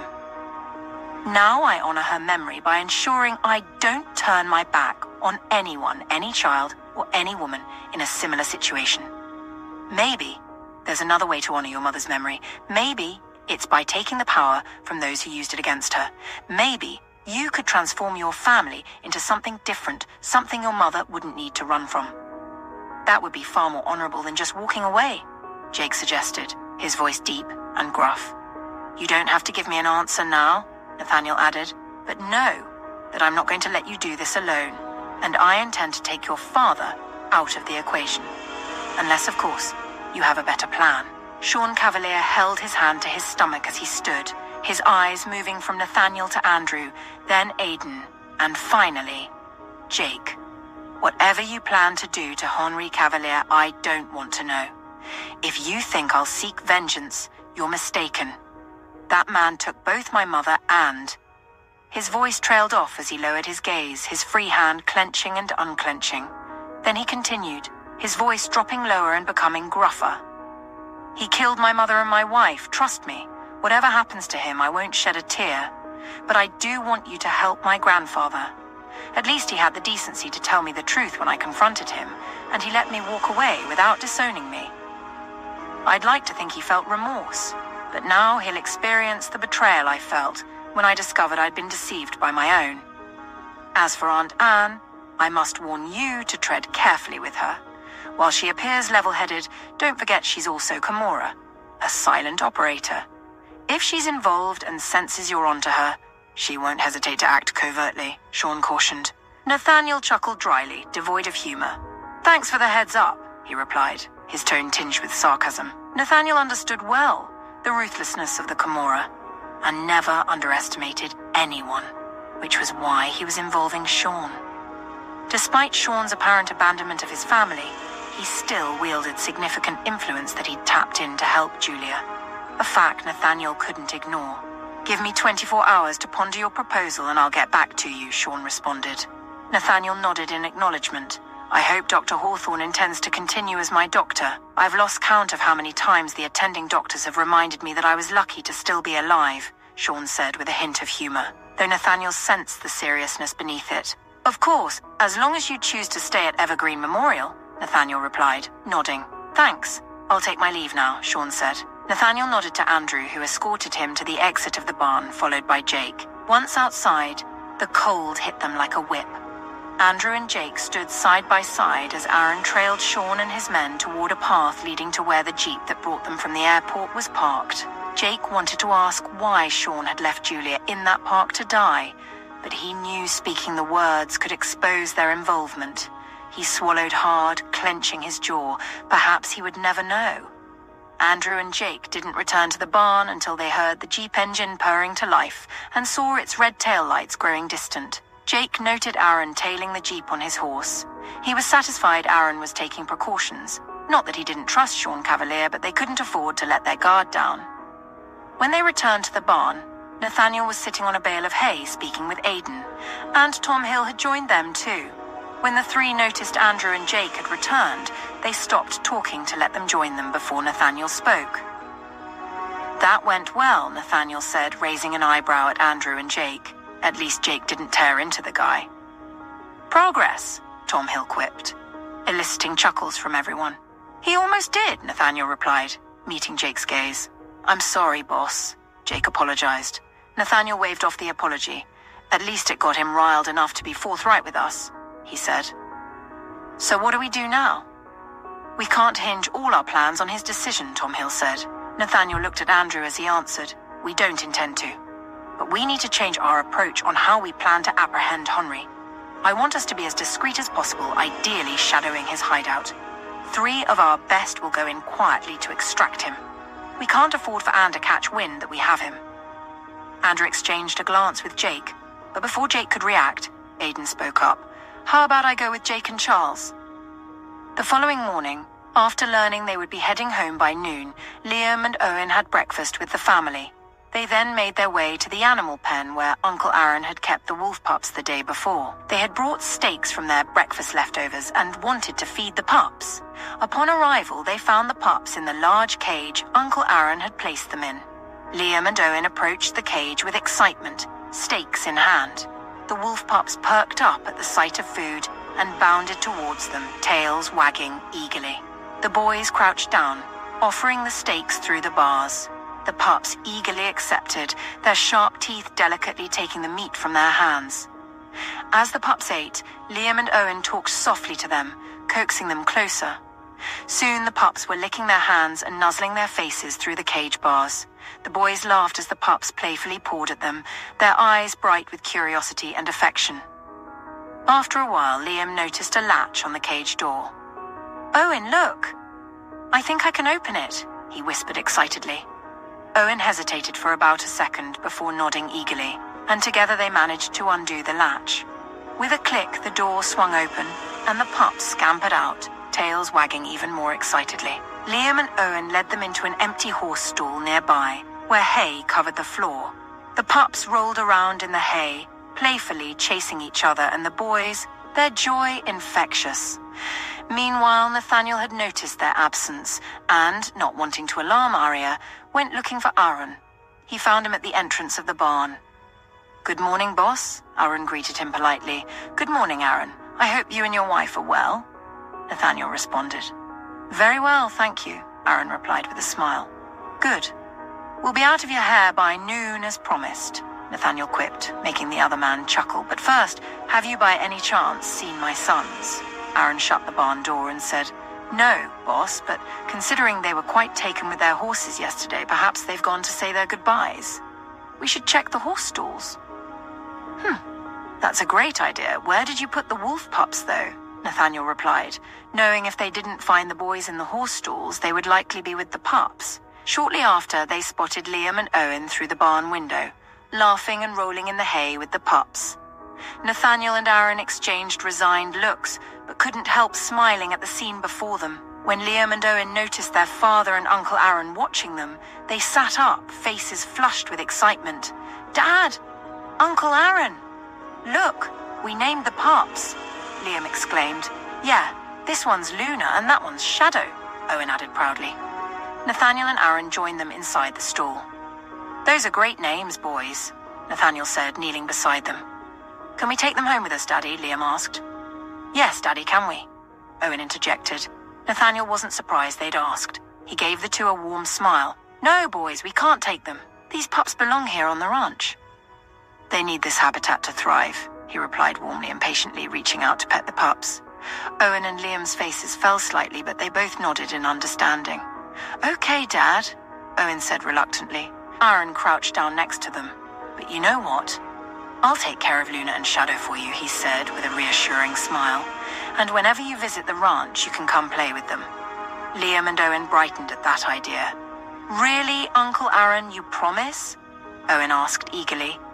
Promise, Aaron replied, tousling Owen's hair gently. The boys exchanged smiles and gratefully hugged their Uncle Aaron. Nathaniel smiled too, giving Aaron a grateful nod when he drew back from the boys. Let's get them back into their cage, Aaron instructed, stepping back to let the boys carry the pups themselves. Nathaniel stood back, enjoying the joy on his sons' faces. Hours later, the Hawthorne aircraft were prepared for departure by noon. Nathaniel piloted one plane carrying his family, including Ethan, Alex, Anna, Tom Hill, Miss Bella, Anita, Miss Everly, Andrew, and Jake. Anton flew the other plane with the remaining group. Upon landing at their company hangar at downtown Manhattan heliport around 3 p.m., E. Gallaria stepped out alongside Anna, her aunt, Miss Bella, and Anita. Aidan, Charles, and Will followed closely behind as they made their way to a waiting black Jeep. As Aria glanced back to check if Nathaniel was coming with their sons, Alex and Ethan, she suddenly noticed a swarm of people with cameras and tape recorders rushing towards them. What the hell? She muttered under her breath, just before she was bombarded with camera flashes and questions from all directions. Damn, Aidan gasped as about 20 reporters rushed towards them, eager to get to Dr. Hawthorne. Is it true you were responsible for the chemical spill at Caldwell Resort, resulting in the deaths of Agatha McCarthy Caldwell, her husband and child, Dr. Everly? One reporter yelled. Dr. Everly, why did you do it? Another shouted. Was it true it was payback because she caught Nathaniel Hawthorne's attention where you failed? Accused yet another. Is it true you and Alan Gregory were caught in a compromising position at school, and you threatened Mrs. Agatha McCarthy Caldwell to keep it quiet or else? Pressed another reporter. The paparazzi bombarded Aria with more outrageous accusations. Aidan, Charles, and Will attempt to shield her from the reporters. When it seemed they might overwhelm her in their frenzy, Aidan drew a gun and fired into the air. Back the fuck up, he yelled. Nathaniel, just stepping out of the hangar with Liam and Owen, swiftly handed the boys to Jake and hurried towards the commotion. He reached them just as Aidan's shot rang out, causing the reporters to scatter. Nathaniel joined Aria, where Aidan, Will, and Charles had formed a protective circle around her and the other women. It's Nathaniel Hawthorne, someone exclaimed from the crowd. Nathaniel clenched his jaw and positioned himself in front of Aria, noticing her frightened expression as she cradled her baby bump. What in heaven's name is going on?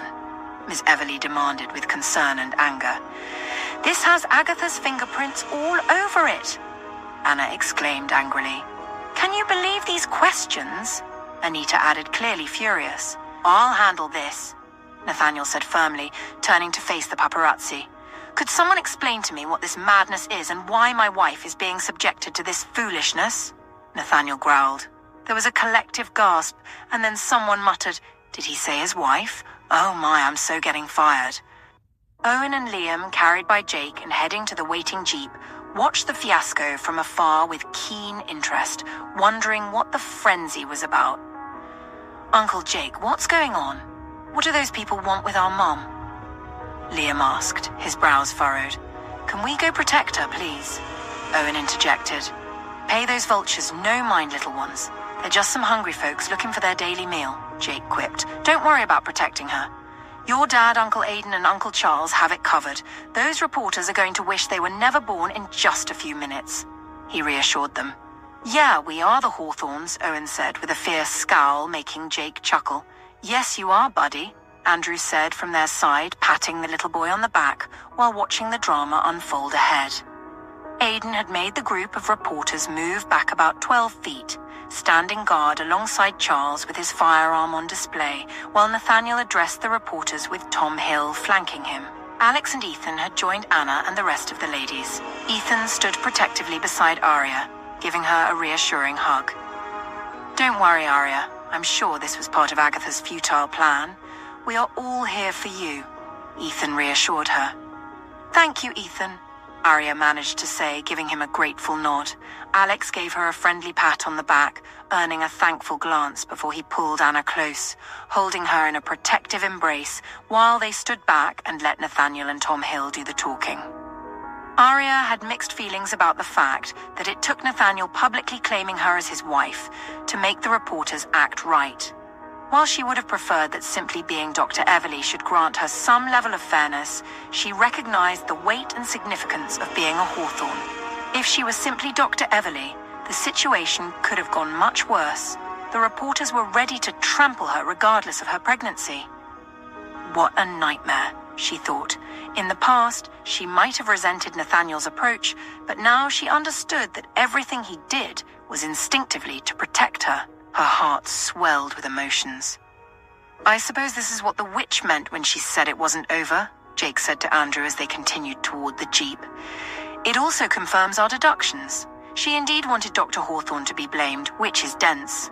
The motive she's going for about Alan Gregory might hold water if there was anything to it, but we made certain there was no evidence on the witnesses' phones, and the charges we promised to lay on all of them would put the fear of God in anyone's heart.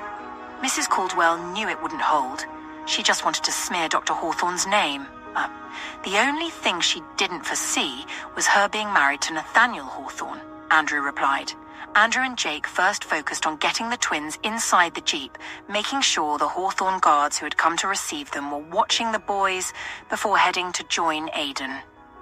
"We got an anonymous tip about the happenings at the Caldwell Resort and that Dr. Hawthorne was responsible for a chemical spill that got the staff acting crazy, causing them to attack the Harvard alumni and leading to Alan Gregory's death alongside a few other notable alumni.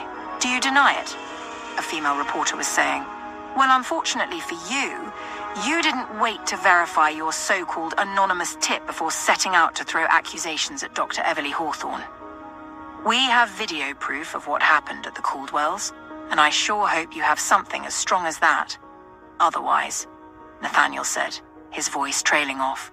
But Tom Hill concluded the statement. "You are going to be hearing from the Hawthornes' legal team," his voice carrying loudly across the tarmac. There was a moment of absolute silence. The dread in the air was palpable as the reporters stood in stunned silence, their microphones and notepads temporarily forgotten. The weight of Nathaniel and Tom's words hung heavily in the air, causing some of them to shift uncomfortably. A bold reporter at the front finally broke the silence, her voice wavering slightly. "Mr. Hawthorne, can you provide more details about this alleged video proof? And what about the charges you mentioned? Are they related to Dr. Hawthorne's involvement in the incident?"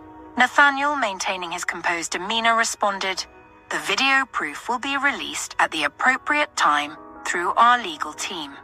As for the charges, they will be filed against anyone who continues to spread unfounded accusations and defame Dr. Everly Hawthorne without evidence. We advise you all to verify your sources before making any further claims." His voice was cold and calm. The murmur of voices began to rise among the reporters, some hurriedly scribbling notes, others whispering to their colleagues. The seriousness of the situation was starting to sink in. Tom Hill stepped forward, his presence commanding attention. "We understand the media's need to report the news, but we expect responsible journalism. False accusations and sensationalism will not be tolerated against the Hawthornes." A few reporters started to back away, clearly reconsidering their approach. Others seemed more determined, readying follow-up questions in an attempt to salvage their stories. The bold reporter pressed on, "Mr. Hill, can you at least confirm whether Dr. Hawthorne was at the Caldwell Resort during the incident?" "Whether Dr. Hawthorne was present at the resort is not the issue here. I was also there alongside other families who thought it would be a great time for a family weekend getaway." Dr. Hawthorne's involvement in the fiasco was no more than mine. We simply stayed indoors and avoided getting contaminated, thanks to the quick thinking of the Hawthorne guards, and of course the brilliant minds we were lucky to have on our side. Thanks to Nathaniel Hawthorne, Ethan Blackwood, Alexander Sterndale, and Dr. Ariana Hawthorne, the Harvard School president, alongside all the alumni, are, as we speak, on their way back home. And you were wrong about the number of casualties, just as you were wrong about Dr. Hawthorne's involvement. All will be clarified in due course. For now, I suggest you all review your sources and await our official statement. As the reporters began to disperse, some lingering for last-minute comments or hoping for an off-the-record remark, Andrew, Jake, and Aidan regrouped, circling Nathaniel and the others as Nathaniel went back to Aria's side to draw her close, ushering her towards the jeep. "Are you all right, my love? And the babies?" Nathaniel said to Aria in a hushed tone, his concern etched on his face and evident in his deep voice upon seeing she was still cradling her baby bump protectively. "Yeah, I'm fine. The babies are fine. I'm just in shock. I can't believe that just happened," Aria replied. Nathaniel pressed a kiss on her forehead. "Let's get you home," Nathaniel rasped. One reporter who attempted to take their pictures growled in frustration as the security team blocked their view. The twins, who were safely inside the jeep, watched as their parents approached, their wide eyes taking in the scene. As Nathaniel held the door open for Aria to enter the jeep, their twins reached out to hug her. "Are you okay, Mommy?" Liam asked, gently framing her face with his small hands. "I'm fine, my knight," Aria replied warmly, pulling him into a hug. "When we're bigger, we'll be able to protect you more, okay, Mom?" Owen chimed in, prompting a chuckle from Nathaniel. Aria nodded, kissing Owen on the forehead. "I know, my darling," she whispered. A few minutes later, they arrived back at the Hawthorne household. Nathaniel sighed with relief as the jeep parked in front of their home. "I've never been happier to be back home," he remarked, eliciting laughter from everyone. He didn't allow his guards to help Aria out of the car. He took her hand and helped her out, pressing a kiss on her lips before letting her go. Afterward, he assisted the boys out of the car too and directed them to join their mother, who was already ascending the stairs accompanied by Anna, Anita, Miss Bella, Miss Everly, and T. Tom Hill.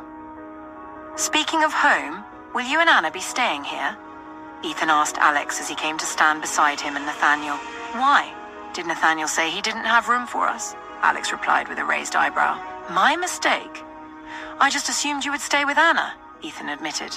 "Anna lives with her parents." "It wouldn't be appropriate until we marry," Alex clarified. "I have room for the three of you if you choose to stay," Nathaniel offered.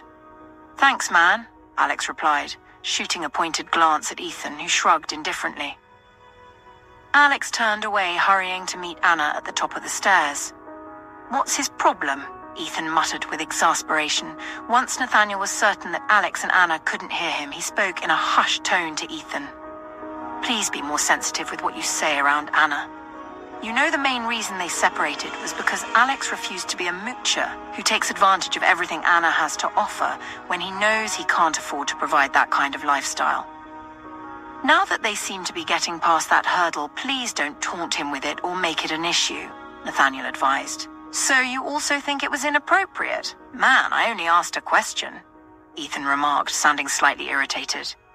"Considering it's a sensitive issue for the couple, yes, Ethan. Let's try not to jeopardize their reconciliation, okay?" Nathaniel replied, giving him a pointed look. Ethan, clearly annoyed, made a zipping gesture across his mouth, but then he added, "If such trivial things can threaten their relationship, I really don't think they should be getting married.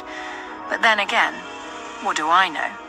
Nathaniel wanted to respond, wanting to tell him that the issue was far from trivia, but he noticed Aria pausing at the top of the stairs, turning to look at him with an expectant stare. "Let's just give them a chance, Ethan," he said instead, before quickening his steps to join Aria and the others as they milled into the building. "Will you be staying here, Anna?" Aria asked as soon as they reached the foyer and the Hawthorne staff began bringing in their luggage. Anna glanced at Alex, who met and held her gaze before answering. "I'm staying." Aria didn't miss the meaningful look exchanged by the couple before Anna turned her attention to her. However, before Anna could speak, Aria said, Good, because I have plans for Anita's and your bachelorette party, and it would be most fun to have us all under the same roof. Then she reached for Anna's hand and ushered her towards the elevator. Let me show you to your room, she added. Anita followed them, leaving Owen and Liam with Mr. Everleigh and their grandma Bella. Once the elevator doors closed, Anna let out a sigh of resignation. Do you think he'll ever get past the fact that I come from money? Anna asked, casting a worried glance at Arya. I know he loves you, so whatever the issue is, you two can always talk about it. And you should know, according to what Nathaniel told me, he's no longer the orphan Alex you knew back at school. He has money now, Arya replied. That's what I thought too, until now. I thought he might want to come and stay at my dad's hotel at least, Anna said. Perhaps you're just overthinking it, Anita interjected. From what I've seen of your group, both Ethan and Alex are good friends with Nathaniel and likely wanted to take advantage of their holiday to hang out. Staying in a hotel when he could be here with his best friends seems unlikely, Anita said, earning a nod of agreement from Arya. Anna let out another sigh of relief. That makes sense. Gosh, maybe I'm just too selfish sometimes, and the last thing I want is to get confrontational about his prideful attitude in persistently refusing my help. The last time I did that, he broke up with me, Anna confessed. Arya pulled her into a comforting side hug. As long as he doesn't try to suppress who you are, I think he's just trying to show he's a man with dignity and honor, Anita added. Or just old-fashioned pride, Anna quipped. There's nothing wrong with a man having a little pride. A shameless and tactless one would accept all your offers of a soft landing and then turn into a bum, Arya interjected with comical horror, causing Anna to giggle. Oh, Alex would rather jump off a cliff than mooch off of me, Anna joked. Sounds like you've got yourself an honorable man, Anita replied, offering her a knuckle bump. Anna mirrored the gesture, and the two fist bumped before doing the same with Arya. Now that we've got that out of the way, let's plan a memorable bachelorette party, Arya said, rubbing her hands together with devilish relish. Are we going Magic Mike, or what? Anna teased. Arya burst into a hearty laugh and replied, That's a trick question, right? Are you trying to get me in trouble, Anna? Have you met my husband? Anita and Anna joined in, laughing. What's the plan, then? Anna inquired, beaming with mischief. The elevator chimed, interrupting the ladies, and the doors slid open on the first floor. I have a few ideas. It involves a full day of pampering and a night of dancing and games, Arya replied, with a smile. Okay, I get that the guys might not want us going to a Magic Mike club, but we should at least have an unexpected stripper invasion, Anna suggested in a slow drawl. It's kind of a tradition, Anita added, folding her arms. If we're going for the unexpected, why would you want me to answer that question? Arya teased, making the other two giggle. All right, we understand. We're just going to let you do your thing, Anna said with an exaggerated wink, and Anita bumped her playfully. Arya shook her head, laughing. She'd figured that since they couldn't go to a regular Magic Mike club, they could at least have a regular striptease at their venue. Not that she was going to tell the girls and ruin the surprise. The three milled down the wide hallway to a double door at the end.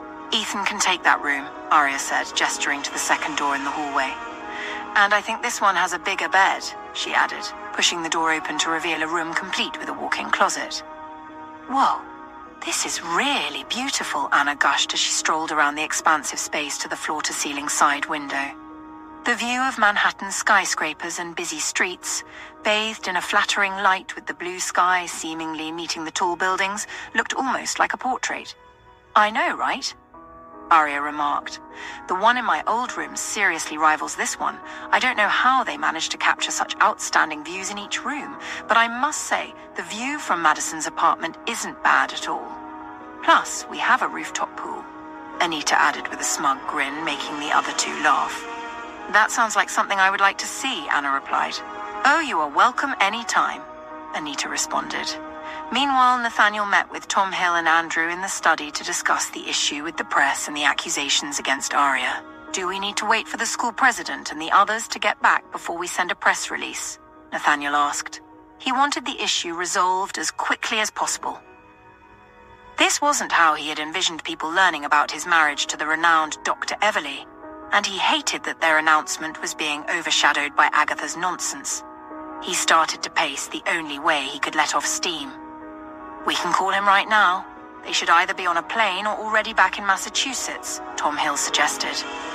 "Why do we need to call him?" Andrew asked, wondering why they needed the man's approval to address the slander. "It's just a formality to keep him informed so our stories align," Tom Hill replied. Nathaniel tried the president's mobile number to see if he would answer. When the familiar voice said, "Hello," Nathaniel let out a relieved sigh. After exchanging pleasantries, they informed him about their unexpected reception in New York and their intention to release the video footage to the Hawthornes' media team to clear any doubt about Aria's involvement. "It is most tragic that even in the grave, Mrs. Agatha McCarthy Caldwell would not let us put the event behind us. I truly understand your position. Please go ahead and do what is necessary. If there's any need for corroboration, send it to me," the older man offered. "Thank you so much. I truly appreciate your support," Nathaniel responded. "Thank me? Thank you, Nate. You saved all our lives. Rest assured, I will be writing a report on the entire charade and posting it on our school website. Every single person who contributed to our safety will be duly honored for it.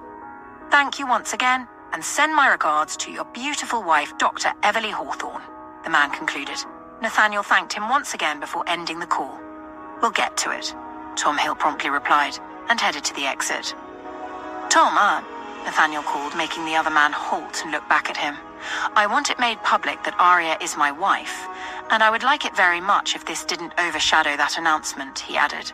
Tom Hill nodded in understanding. "Don't worry," Tom Hill simply said before leaving. When it was just Andrew and Nathaniel left, Nathaniel turned his attention to Andrew as he perched on the edge of his desk. "I understand Aria is planning some kind of party. Do you have any idea what she is planning?" he asked. The corners of Andrew's lips turned up in a smile. "Are you asking for intel on her plans?" Andrew quipped with a narrowed gaze. "For security reasons, of course," Nathaniel immediately replied, clearing his throat. "Of course," Andrew remarked with feigned seriousness. "But whatever her plan is, she's kept it to herself so far.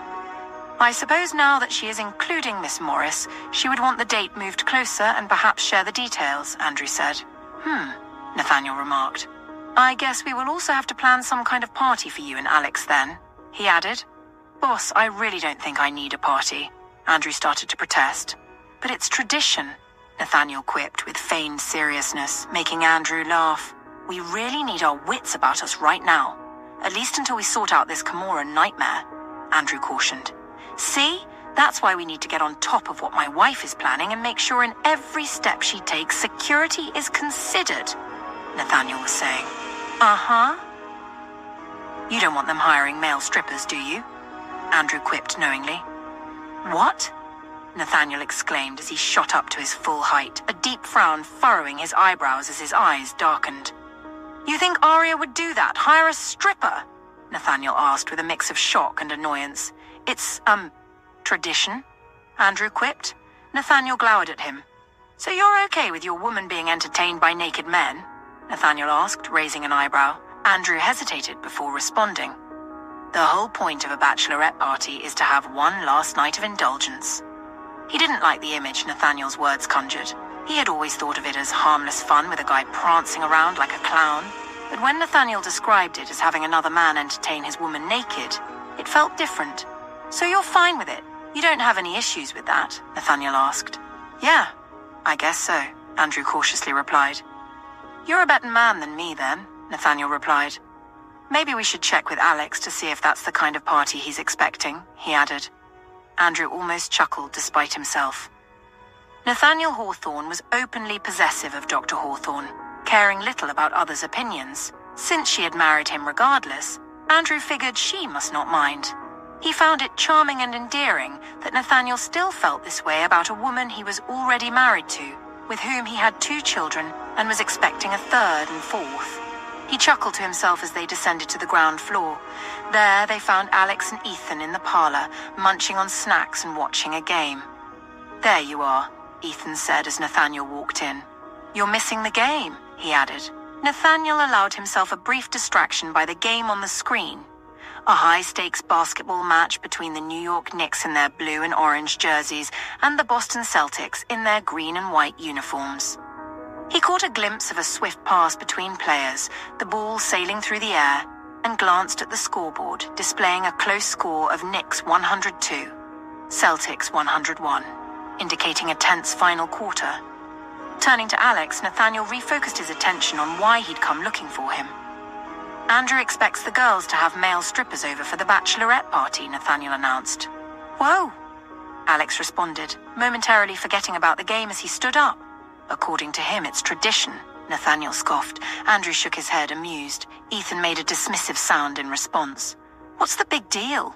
Girls do it all the time, Ethan said absent-mindedly. Nathaniel lightly tapped him on the back of the head, causing him to wince in pain. Jesus, Nate, we're adults now. Let's try to act like it, Ethan protested, rubbing the back of his head. Andrew struggled to stifle a laugh.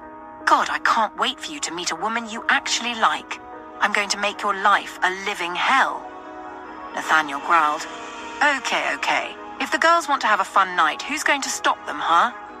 Ethan goaded. Who said anything about stopping them? Nathaniel quipped, slipping his hands into his trouser pockets. Andrew couldn't contain his laughter. Alex grinned. Much later in the evening, they all sat in the living room, watching a late-night movie after the children and Miss Everly had gone to sleep. Arya and Nathaniel sat on one side of a single-seater leather couch, with Arya leaning over Nathaniel's chest. Anna and Alex occupied one corner of a two-seater couch, with Ethan at the other end of it. Tom Hill sat with Bella and Anita sat with Andrew. The movie was an adaptation of one of Sabrina Oyenloye's books, Prince Omotade, Rules of Engagement and Prejudice. It was about a Scottish Nigerian prince who had everything except the love of the woman he desired most. The movie was chosen by the ladies, and although the men had initially objected, they were now captivated by the engaging plot. As the movie neared its end, Nathaniel remarked, "It's not bad," which earned him grateful smiles from the ladies. Anna smacked Ethan before he could make any disparaging comments, making everyone laugh.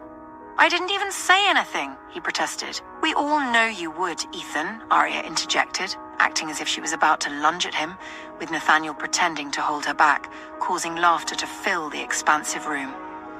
Later, when they returned to their bedrooms, Nathaniel and Arya first checked on the boys. Seeing them asleep, Arya pressed a kiss on their foreheads, and Nathaniel did the same, before they quietly closed the adjoining room door.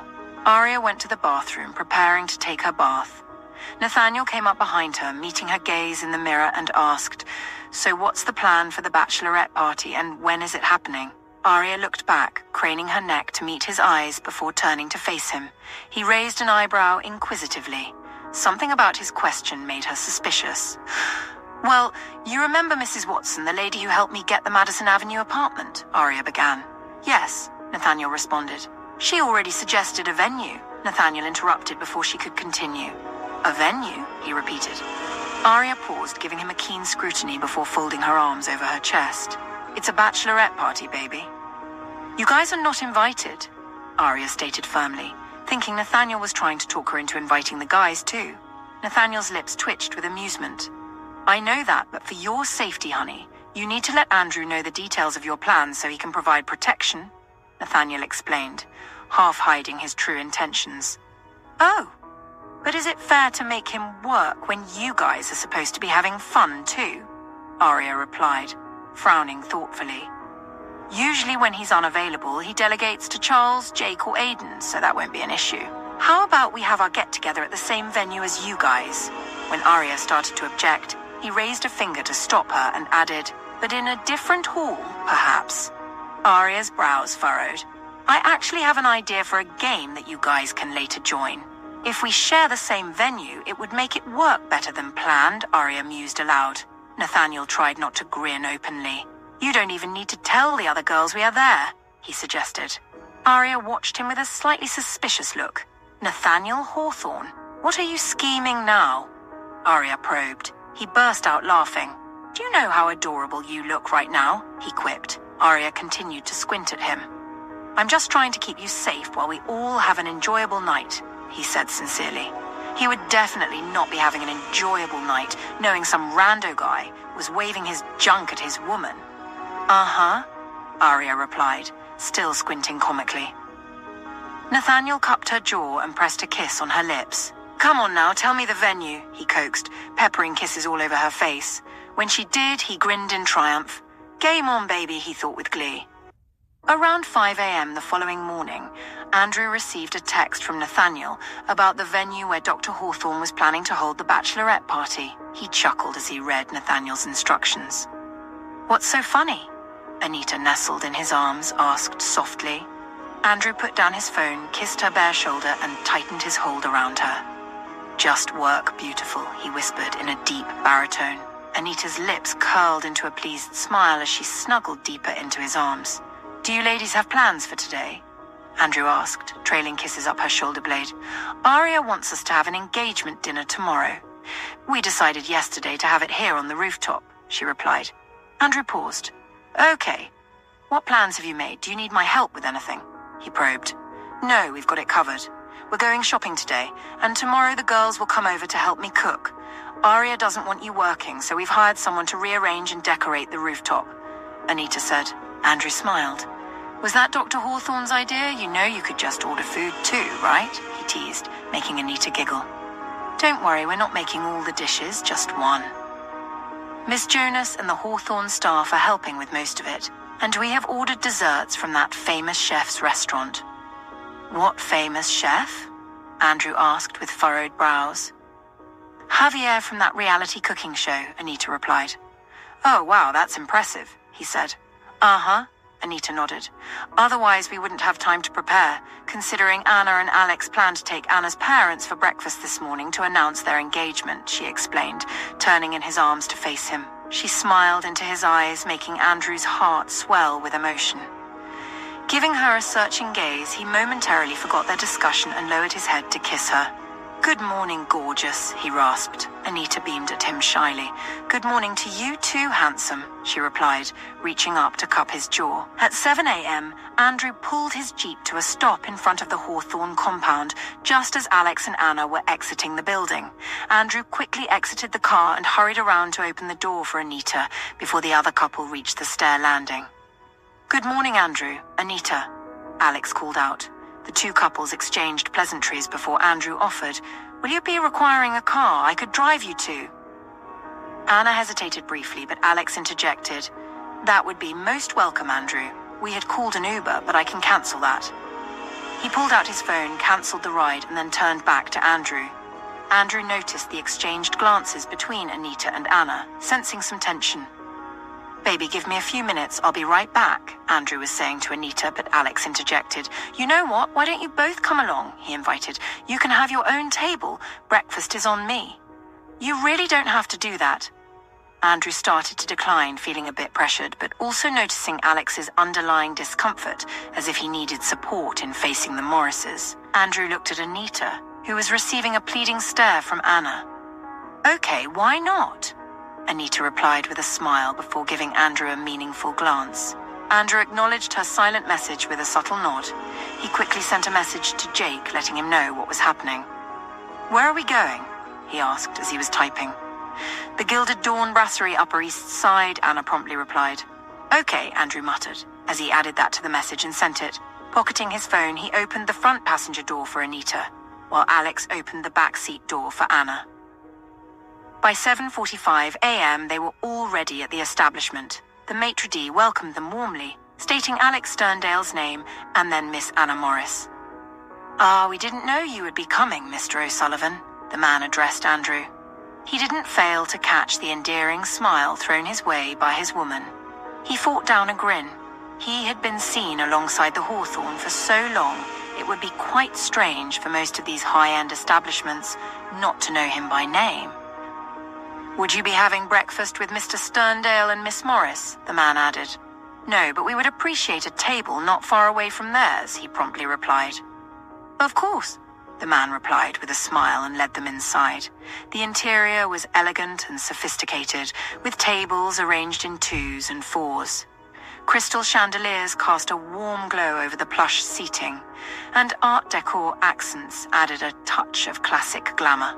Alex and Anna were led to a table for 4, while Anita and Andrew were led to a table for 2. Once they settled into their seats, the maitre d' excused himself. 2 waiters approached their tables, offering them menus. Anna glanced at the time and saw that it was 5 minutes to 8 a.m. We are still expecting 2 more people, my parents-in-law. We will make our order when they arrive, Alex stated, discreetly passing his card to the waiter. The couple at table 5 are with us, he added, giving the waiter a significant look. The young lady nodded in understanding. Yes, Mr. Sterndale, she replied. Would you like anything while you wait? Coffee for me? An orange juice with shortcakes for my wife, please, Alex requested.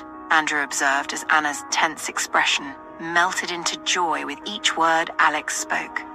A small smile played on his lips as he averted his gaze. Meeting Anita's eyes, he leaned in and asked, Is it me? Or you seem to be sitting too far from me? Anita giggled softly, covering her mouth with her left hand. After scanning the sparsely populated restaurant, she got up. Andrew rose to adjust the chair so she could sit next to him, positioning themselves for a better view of the room. Now this is much better, he whispered as he leaned closer to kiss her and placed his hand on her thigh. Anita couldn't help but chuckle. You're going to get us kicked out, Anita whispered. Never, he rasped, a daring glint in his eyes, as she leaned in to kiss him again and again before settling back. Her eyes traced the streaks of silvery white hair at his temples, blending with his closely cropped hair, giving him a distinguished look. Her gaze dropped to his lips and she inadvertently bit her lower lip, trailing her eyes down his body to his thick, powerful thighs. Andrew's grip on her right thigh tightened slightly, causing her to wince delicately as she looked back up to meet his eyes, feeling his hands slowly stroke her thigh possessively through the fabric of her dress. She moved closer to him, his eyes darkening. Careful now, lamb, he growled close to her ear. Anita let out a shaky breath as his words and voice sent a delicious tremor down her body. Oh, I see you're still with him. A cold, uppity tone snapped the two out of their moment of sexual tension. Andrew straightened up in his seat and turned towards the voice. He saw a silver-haired man and woman, the man dressed in all black. A flawless 3-piece suit with a regular gold Rolex on his wrist and gold-rimmed glasses that spoke of their wealth. The woman wore a cream-colored skirt suit with matching pearls around her neck and a slim wrist adorned with a thin gold watch. She bore a striking resemblance to Anna Morris, but lacked the warm facial features of the bubbly girl. Her thin lips and narrow, straight nose portrayed a wealthy snob who had spent her life looking down through that perfectly straight nose. Andrew sighed when his gaze settled on Alex, seeing how rigidly he stood as the Morrises joined their table. Mum, please, can you not talk to him like that? Anna Morris quickly admonished through gritted teeth. I hope this meeting isn't to announce you're pregnant, Annabeth. We raised you better than that, the older woman said, sounding exasperated. Ignoring her, Alex turned to Anna's father. Good morning, Mr. Morris, and to you too, Mrs. Morris. Alexander Sterndale greeted the older couple. Mr. Morris nodded curtly but did nothing to intervene in his wife's rude remarks. Good morning to you as well, Sterndale. I must admit I'm as surprised as my wife to see you here again with our daughter, Mr. Morris remarked as he took his seat. I hope you're not footing the bill for our presence here, Anna, because that would be rather desperate, Mrs. Morris interjected, her tone dripping with disdain. Andrew observed Alex clenching his jaw. No wonder he's so uptight and adamant about their finances. I'd have an ulcer if I subjected myself to that, Anita murmured angrily under her breath. Andrew murmured in response, noting Alex's restless leg under the table. He hoped for the Morrises and their daughter's sake that they would cease their belittling before Sterndale snapped. I love your daughter, sir, Alex responded calmly, his voice surprisingly composed. Andrew felt a surge of pride for him. Stay calm, it's all for her, he muttered quietly. A waiter approached their table, offering Andrew a bottle of water and Anita a coffee, then presenting them with menus.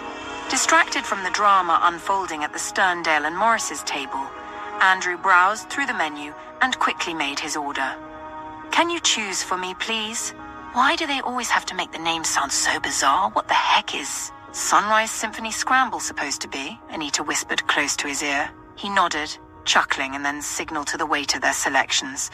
Andrew selected Belgian waffles with fresh berries and whipped cream for Anita, while he himself opted for Eggs Benedict, a breakfast dish featuring poached eggs atop toasted English muffins layered with Canadian bacon, all topped with hollandaise sauce, a creamy blend of butter, egg yolks, and lemon juice. This was served alongside a light salad. "You can have some of my food," Andrew quipped, making her smile. Andrew assumed that since Alex and Anna had called ahead, their meal arrived quicker than theirs. 2 waiters had begun arranging the Sterndale and Morris's table with their orders, filling the enclosed space with a delightful aroma mingled with the scent of cologne, creating a pleasant atmosphere. The table was now laden with fluffy buttermilk pancakes with maple syrup, accompanied by crispy bacon and sausage links. Scrambled eggs with cheddar cheese and chives, hash browns, and breakfast potatoes completed the hearty meal. Freshly squeezed orange juice and steaming cups of coffee were also served. Andrew thanked their waiter when their food arrived, his ears picking up occasional raised voices from the Sterndale and Morris's table as they ate. Mrs. Morris continued making disparaging remarks, while unknowingly enjoying the meal Sterndale was paying for. Andrew fed Anita from his plate, delighting in the sparkle of enjoyment in her eyes as she savored each bite. "Kennedy Parker stopped by on Saturday." Mrs. Morris's voice cut across the room. "He said he tried to reach you all Friday and you didn't take his call. I had to tell him you were at that dreadful reunion. If I had known it was going to be so volatile, I would have forbidden you from going. Please say something to distract me from that shrew. I don't know how Alex can sit there calmly soaking in all that toxic bile," Anita said close to his ear. He chuckled and gave her a sidelong glance. "He's doing it for Miss Morris. I would suffer through worse just to have you by my side for the rest of my life," Andrew murmured in a deep, low voice. Anita cupped his jaw and kissed him. "I love you so much," Anita whispered against his lips. "I love you too, baby," he replied, his voice warm and gruff. "Lucky for you, I don't have a biological mom to grill you like that, and my dad and stepmother are pretty laid back and retired." "They don't have time for that," she quipped, making him chuckle. "Besides, once my dad sees us together, he's going to know just how happy I am and will give us his blessings," she said. Andrew nodded appreciatively. "I can't wait to meet them," he replied. "Just 4 more weeks, right?" Anita remarked. But Andrew noticed the mix of emotions in her eyes, glistening with unshed tears. He gently cupped her neck and kissed her lips. Someone cleared their throats awkwardly near their table, prompting Andrew to draw back and look at the waiter who smiled sheepishly at them. "A glass of champagne from table 2, he explained, serving Andrew and Anita glasses of champagne sprinkled with gold flakes and adorned with gold leaf delicately perched on the rim. The signature drink epitomized luxury and extravagance, typical of high-end settings where the addition of gold lent a shimmering, opulent touch. Edible gold in beverages wasn't merely about appearance. It symbolized wealth and status, elevating an already luxurious drink to an even more exclusive level. Such drinks are commonly found in upscale venues and served on special occasions in affluent circles, reflecting their rarity and the desire for indulgence in something truly decadent. Andrew recognized a statement when he saw one, and Anita echoed his realization with a soft gasp. Glancing over at the Sterndale and Morris's table, he noticed every table in the room being served with the excessively opulent drink. "For the love of God, Anna, you will bankrupt us. This is too much," Mrs. Morris exclaimed, clearly taken aback and agitated.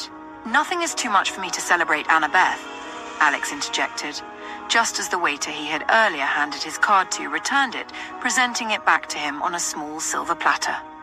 Andrew observed Mr. and Mrs. Morris visibly pale at the sight of the black card, with Alex Sterndale's name boldly imprinted on it. Alex accepted it, slipping it into his suit breast pocket, before generously tipping the waiters. "Thank you, sir," the waiters chorused.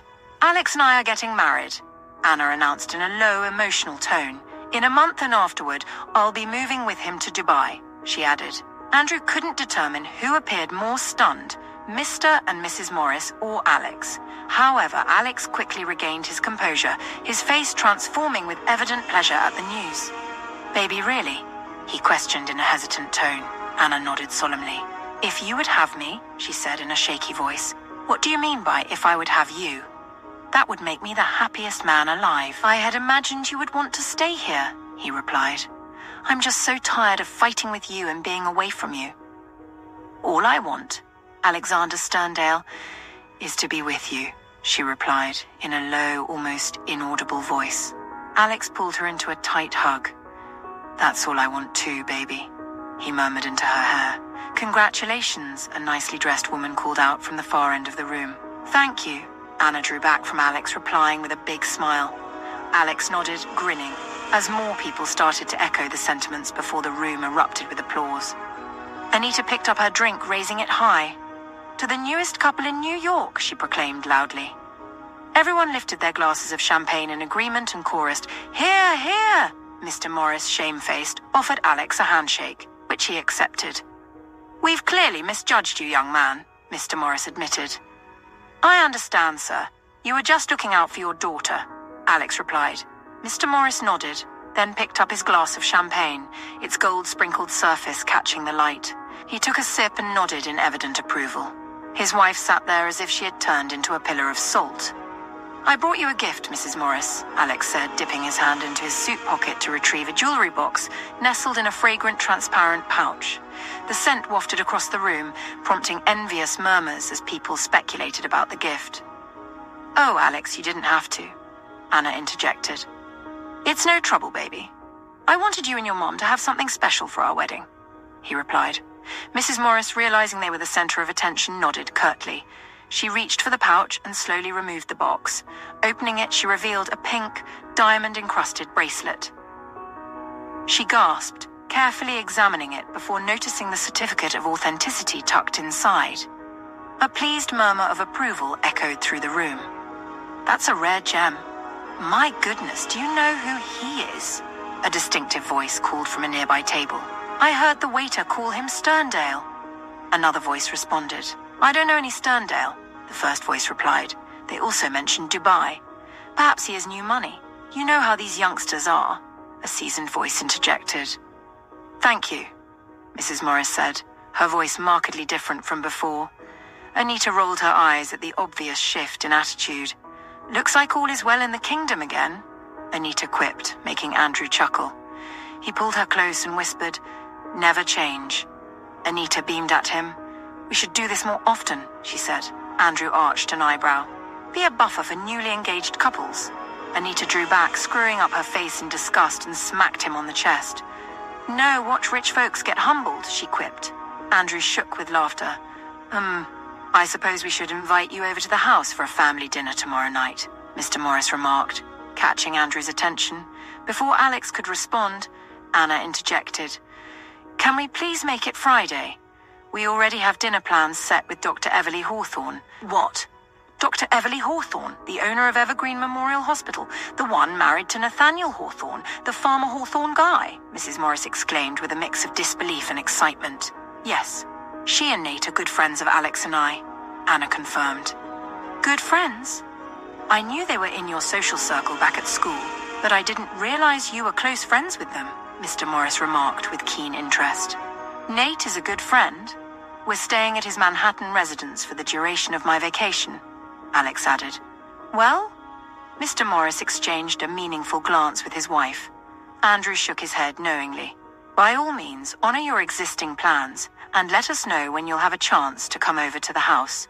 We'll need to find time to sit down and discuss how and when we'll announce your engagement to the press," Mr. Morris said, smiling broadly. Anita caught Anna's eye roll, then the other lady threw her betrothed an apologetic glance. An average-height, dark-haired man in an impeccable suit approached the Morris table. Andrew watched as Mrs. Morris blanched for the second time that morning before she hurriedly excused herself to intercept the man, ushering him back towards the restaurant's exit. Andrew wondered who the man was, and judging by Anna's scowl, he clearly wasn't welcome. Andrew suspected Mrs. Morris might have invited him to stir up conflict. Much later, as they headed home, Alex, clearly curious like Andrew, asked, "Who was that man your mum left in a hurry to greet?" Andrew watched Anna's evident discomfort from the rearview mirror before she sighed and said, "Kennedy Parker." It all made sense to Andrew then. He couldn't help but smirk, realizing he had been right, though he hadn't anticipated Mrs. Morris inviting another one of her daughter's admirers to stir up trouble. "I don't even know what to say to that," Alex replied, clearly upset. "I'm sorry," Anna said, moving closer to him, seeking solace in his arms. Upon arriving home, Alex stood back as Anna and Anita hurried up the stairs. "Thanks for coming along, man." "I really needed someone there in case they succeeded in getting me riled up," Alex said, offering Andrew a handshake, which he accepted. "You're welcome. I have to say you handled that pretty well," Andrew replied. Alex grinned. "Well, Nate's advice paid off. My anger issues will never." He trailed off with a quip. Andrew chuckled at the knowledge that Nathaniel Hawthorne had somewhat had a hand in the breakfast debacle. "He told me the best way to silence people is to show you're bigger than them without saying a word. I needed that advice today. I would have stormed out as soon as that woman opened her mouth," Alex explained. Andrew nodded. "I thought you were impressive," he replied. "Yeah, now I owe him $1,000, but it worked far better than I'd hoped. Anna will be coming back to Dubai with me." "I'd pay 10 times that for that outcome," Alex said, giving Andrew a friendly pat on the chest before heading inside. Another jeep pulled up behind them, and Andrew watched as Tom Hill got out, followed by Charles, who tossed a newspaper to Andrew. Catching it mid-air, Andrew saw the front page of the Celebrity News magazine, a beautiful and quite intimidating picture of Nathaniel Hawthorne and Dr. Everly Hawthorne adorning the cover.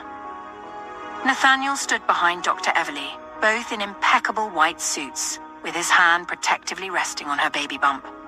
Andrew couldn't help but smile at the posed picture and the caption that read, "A union of power, brain, and beauty. Nathaniel Hawthorne and his stunning wife, Dr. Everly Hawthorne of Evergreen Memorial Hospital." Andrew noted the caption's corniness. Nathaniel Hawthorne needed no introduction. Everyone knew who he was, but Dr. Hawthorne was only known in certain circles and would now be known by everyone. Andrew understood the Morrises' reaction to their daughter mentioning Dr. Everly Hawthorne now. A copy of the magazine must be on every breakfast table across the country now. "Well done, Mr. Hill," Andrew called after the older man, who raised a hand in acknowledgement as he hurried up the porch stairs. As soon as Nathaniel saw Alex, noticing Anna's smile as Aria pulled her into a hug, which defied Ethan and Alex's earlier expectations for the breakfast with the Morrises, he extended his hand. Ethan grumbled as he counted out $1,000 bills into Nathaniel's hand. Alex followed suit, laughing. Earlier on, before Anna Morris and Alexander Sterndale returned from breakfast with Anna's parents, Aria had gone looking for Jake and the others. She found them in the kitchen as she'd hoped, and fortunately, the Hawthornes' top 10 bodyguards were present, except for Andrew. Andrew always made sure he came over to the Hawthorne household before anyone realized he didn't sleep in his room there as often as before. But that morning, Nathaniel wasn't going to the office as early as he normally did, and Aria supposed that was why Andrew was absent. "Good morning, Dr. Hawthorne," the men chorused, standing up from the tall stools lined along one side of the island table. "Good morning, family," she greeted, bringing smiles to everyone's faces as she went to give Mrs. Jonas a side hug. "Good morning, madam," the older woman greeted. "Thank you, Mrs. Jonas," Aria replied. Then she leaned over the table and addressed the men. "So, we are having a dinner party for Andrew and Anita's engagement tomorrow night, and we've decided to celebrate with Anna and Mr. Sterndale as well. We are going to have it at the Madison Avenue apartment on the rooftop, and I wanted to let you know that you are all invited. Naturally, you can bring dates. The mode of dressing is white since you all wear suits anyway. Just make sure it's white this time," Aria concluded. "Blood doesn't come out of white fabric easily, though," Aiden commented. "Christ in heaven, Aiden," Jake muttered in exasperation. Laughter rang in the room, especially when Aria directed a frown at him. "There better not be blood, Aiden. We need a few hours off," Aria quipped with a raised eyebrow. "Okay, got it. Must not let Dr. Hawthorne see bloodstains," he stated as if noting it down, making everyone laugh even more. Aria shook her head at him. Murmurs of jokes and laughter trailed after Aria as she left the kitchen, smiling to herself. Such a clown, she thought. "Dr. Hawthorne?" Jake called from behind her, making her pause her strides in the hallway that led to the foyer. "Is everything okay, Jake?" Aria asked with a concerned frown as she turned to face him. "Yes, everything is fine. I am Just wanted to ask you an unusual question, he started. Arya gave him a keen scrutiny, her neatly trimmed brows furrowed in a frown. Let's hear it, she invited, her eyes darting with curiosity. Jake couldn't help but note how strikingly beautiful the woman was, her flawless skin glowing under the gentle hallway lighting. Her hazel eyes had an unusual mix of gold and green that made her stare almost hypnotizing. Jake felt sorry for Nathaniel Hawthorne. If he were her man, he would also be totally wrecked with emotions for her. He was certain most of the Hawthorne staff had a crush on her. He smiled at her, feeling a tad uncomfortable about the subject he was about to bring up, but needed to know so as not to cause any uncomfortable situations. It's about Christine Powell, he said, giving her a keen scrutiny to detect any negative emotions. But the lift of her left eyebrow and widened gaze only indicated surprise. What about her? She probed, a tinge of concern in her voice. I would like to invite her over as my date. And I guess I just want to know if you are okay with that, he asked, saying each word slowly, still trying to read her reaction. You like Christine Powell? She asked with a gentle tweak at the corner of her lips. I'm just trying to see if me and her are viable for now, he answered truthfully. She gave him a warm smile that made his heart constrict. I think Anna would be the best person for us to ask about her. I don't know if you remember, but back in school, I was more into crushing my grades than socializing, she quipped. Jake chuckled, nodding. But I remember she was also quite studious, and somewhat got mixed up with Nathan's crowd. I'm certain she must be a decent person if Anna approved of her to win that auction back on the ship, she added. Jake nodded. I figured that out too. I just want you to be okay with me inviting her over, Jake said. It's okay, Jake. Besides, I can always have the talk with her, Arya said with an innocent smirk. Jake's brows furrowed. The talk, he repeated. Yep, if she turns out to be someone we don't like or does anything to hurt you, Anita and I will remind her that we know our way around a surgical blade. When we're done, her pretty face won't be so pretty anymore, of course, she said with a sweet smile, patted him on the forearm, turned away and strolled off. Jake stood there with his mouth hanging open. What? He muttered to himself in disbelief, then a start of laughter rumbled in his chest as he burst out laughing. Arya had planned a quick trip to the hospital to check on her patients before Anna and Alex returned. She hoped to slip out unnoticed before Nathaniel woke up, but when she returned to the room, he was already awake, along with the boys. Their voices greeted her as she entered, and with a smile on her lips, she followed the sounds to the boys' room. There, she found Nathaniel helping them with their baths, while they discussed their choice of elementary school. I heard there's one nearby in the Upper East Side called the Kensington Academy for Early Excellence. We need to figure out if you'll be in kindergarten or joining first grade, Nathaniel said. Arya smiled when the twins made a disgusted sound, which made Nathaniel laugh. What do you have against first graders anyway? He teased. They act like they're all grown up and kindergarten kids are just babies. Liam sighed with exasperation. Yeah, little know-it-alls, Owen chimed in. You two might fit that description yourselves, Nathaniel teased further. Dad, whose side are you on? Liam protested playfully, which only made Nathaniel laugh harder. All right, we'll check out the top 3 schools in the area for gifted students and see how it goes. Sounds good? Nathaniel asked. Yeah, that sounds good, Owen replied. Then we get to choose, Daddy, Liam asked eagerly. Of course, son, Nathaniel assured him. Arya remembered that the school Nathaniel mentioned sounded like the one she had researched when they first got to New York. She had been afraid that the boys might not be able to get in, but she had hoped their last names would help their admission. She smiled at how distant those fears now seemed, remembering how she had once tried to keep the twins hidden from Nathaniel, out of fear he might take them away. Now, seeing Nathaniel in the bathroom, drying the boys as they chatted, she felt a rush of gratitude for how far they had come as a family. Feeling emotional, she walked over and embraced Nathaniel tightly, pressing her face against the back of his head. It's Mommy, Liam said, as if Nathaniel couldn't tell whose arms were around him. Nathaniel chuckled and kissed Arya's forearm. Are you all right, babe? He asked softly. Yeah, Arya murmured, taking in his scent. Good morning, my boys, she added warmly, opening her arms for them to join the hug. Both twins giggled as they wrapped themselves around their father. Nathaniel adjusted so Arya could kneel beside him, holding all 3 close. Looking into Arya's eyes, Nathaniel gazed affectionately at her, understanding exactly how she felt. He leaned in and pressed a quick kiss on her lips. "That's wonderful, Liam. Are you too excited about resuming regular school?" she replied. Liam and Owen exchanged glances, then shrugged and emitted a hesitant, showing neither strong excitement nor opposition to the idea. "We'll find the perfect school for you both, don't worry," Nathaniel reassured. "I'll have Grandpa Hill arrange appointments with the 3 schools for next week," he added. The boys nodded in agreement, and Arya threw him a grateful smile.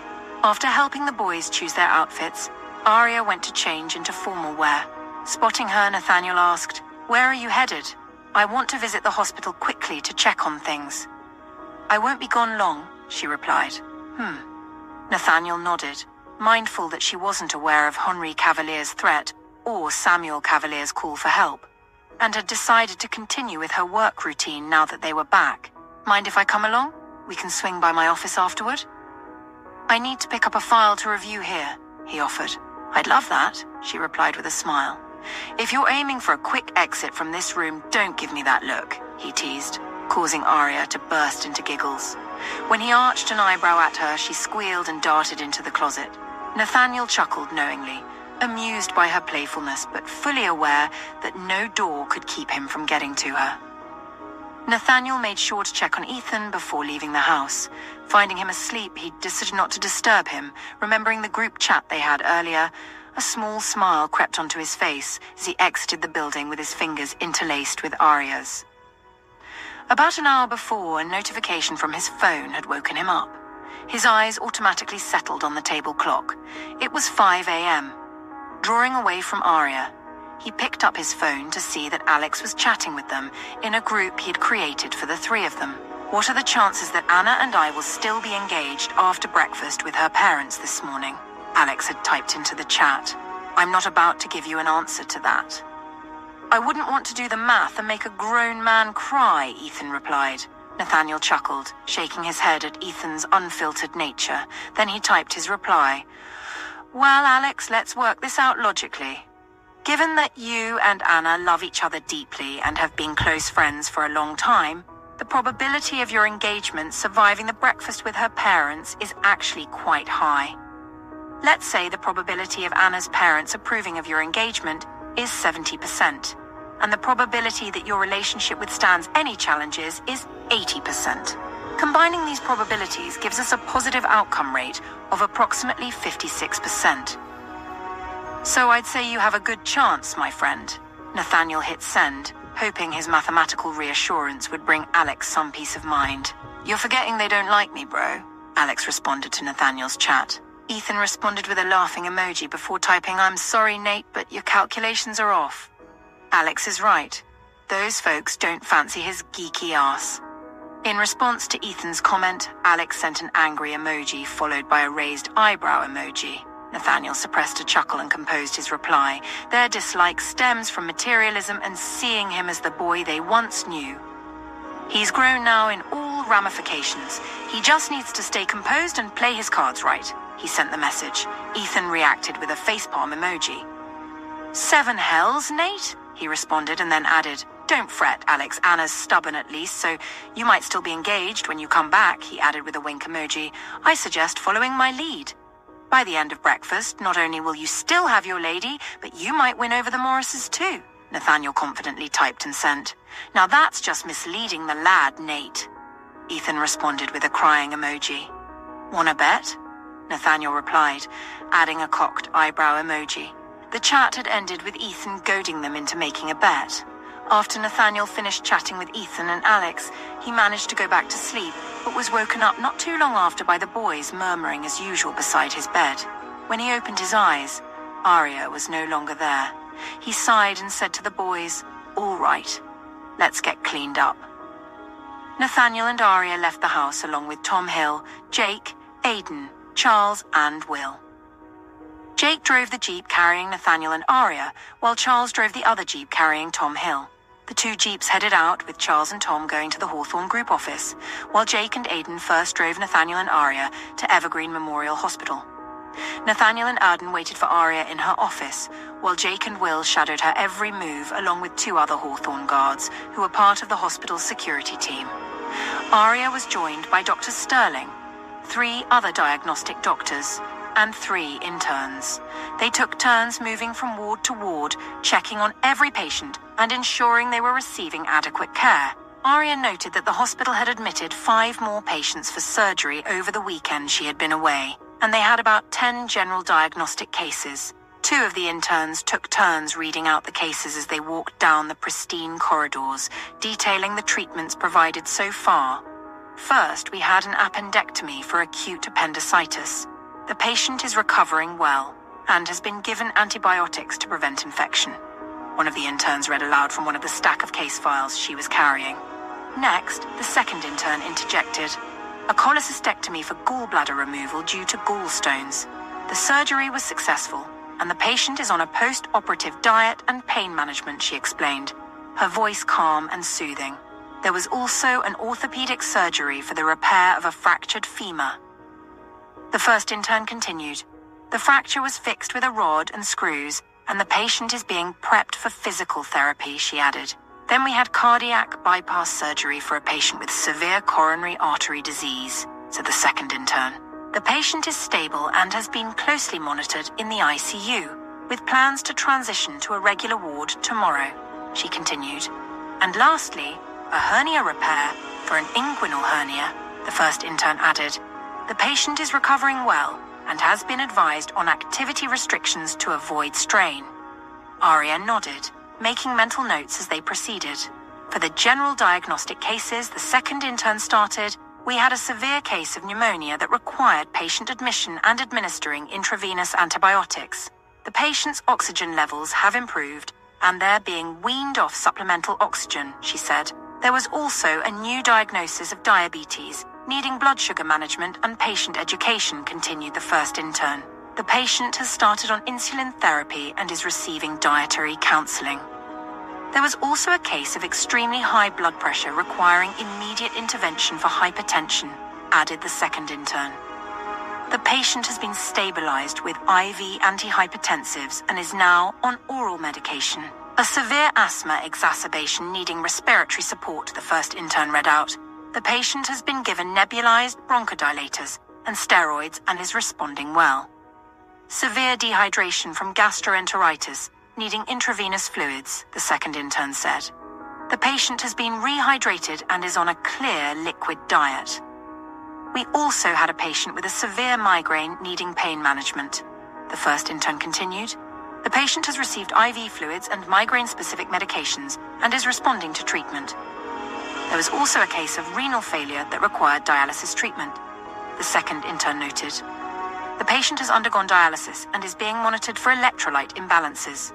A severe urinary tract infection needing intravenous antibiotics, added the first intern. The patient's symptoms have improved significantly with the antibiotics.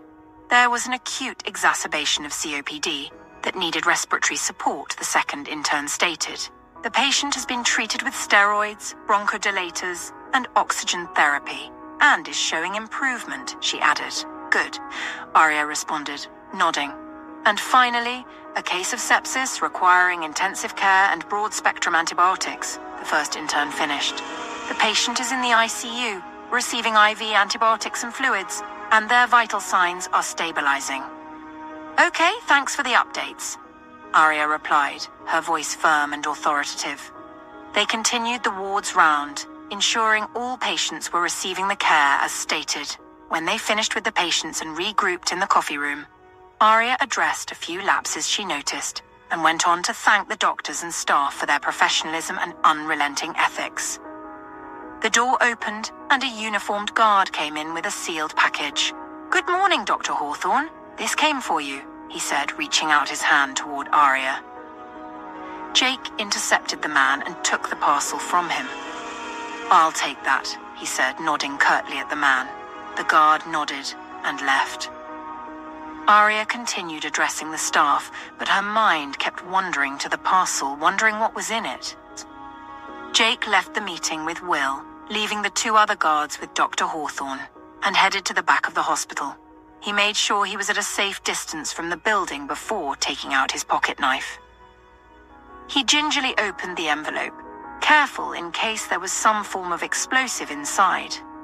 He looked inside and saw it was only filled with papers. Just to be sure there was no threat, he poured out the papers onto a bed of grass. Something about what was written in the name section of the manila folder made his heart race. He saw it was a medical file filled with pictures of brain imaging and x-rays. "It's just papers, medical reports," Will mused aloud, but something made him pause, and he shared a look with Jake. The two packed the files back and headed inside to wait for Dr. Hawthorne. Jake was impressed with how quickly Dr. Hawthorne was handling her morning routine. Everything was managed efficiently. When the medical staff dispersed and started to exchange pleasantries, Jake heard Dr. Sterling ask Dr. Hawthorne about the babies. He watched as her face transformed into a smile as she responded. Jake smiled to himself, wondering what it must feel like to be expecting a child. The thought made him remember the time Julia had lost hers, a baby made out of violence and hate. Jake handed the folder to Dr. Hawthorne later as they left the coffee room and headed to her office. He noticed she didn't immediately look inside the folder. She just held it and continued to walk down the hallway with the men following her. Upon reaching the office, they saw Nathaniel and Aidan had been served coffee. The two stood up as Dr. Hawthorne strolled in. Nathaniel automatically checked his watch, silently noting that the entire trip to the hospital from the house and Aria's ward rounds had taken under 3 hours. They had left home at 8 a.m. and it was a few minutes after 10 now.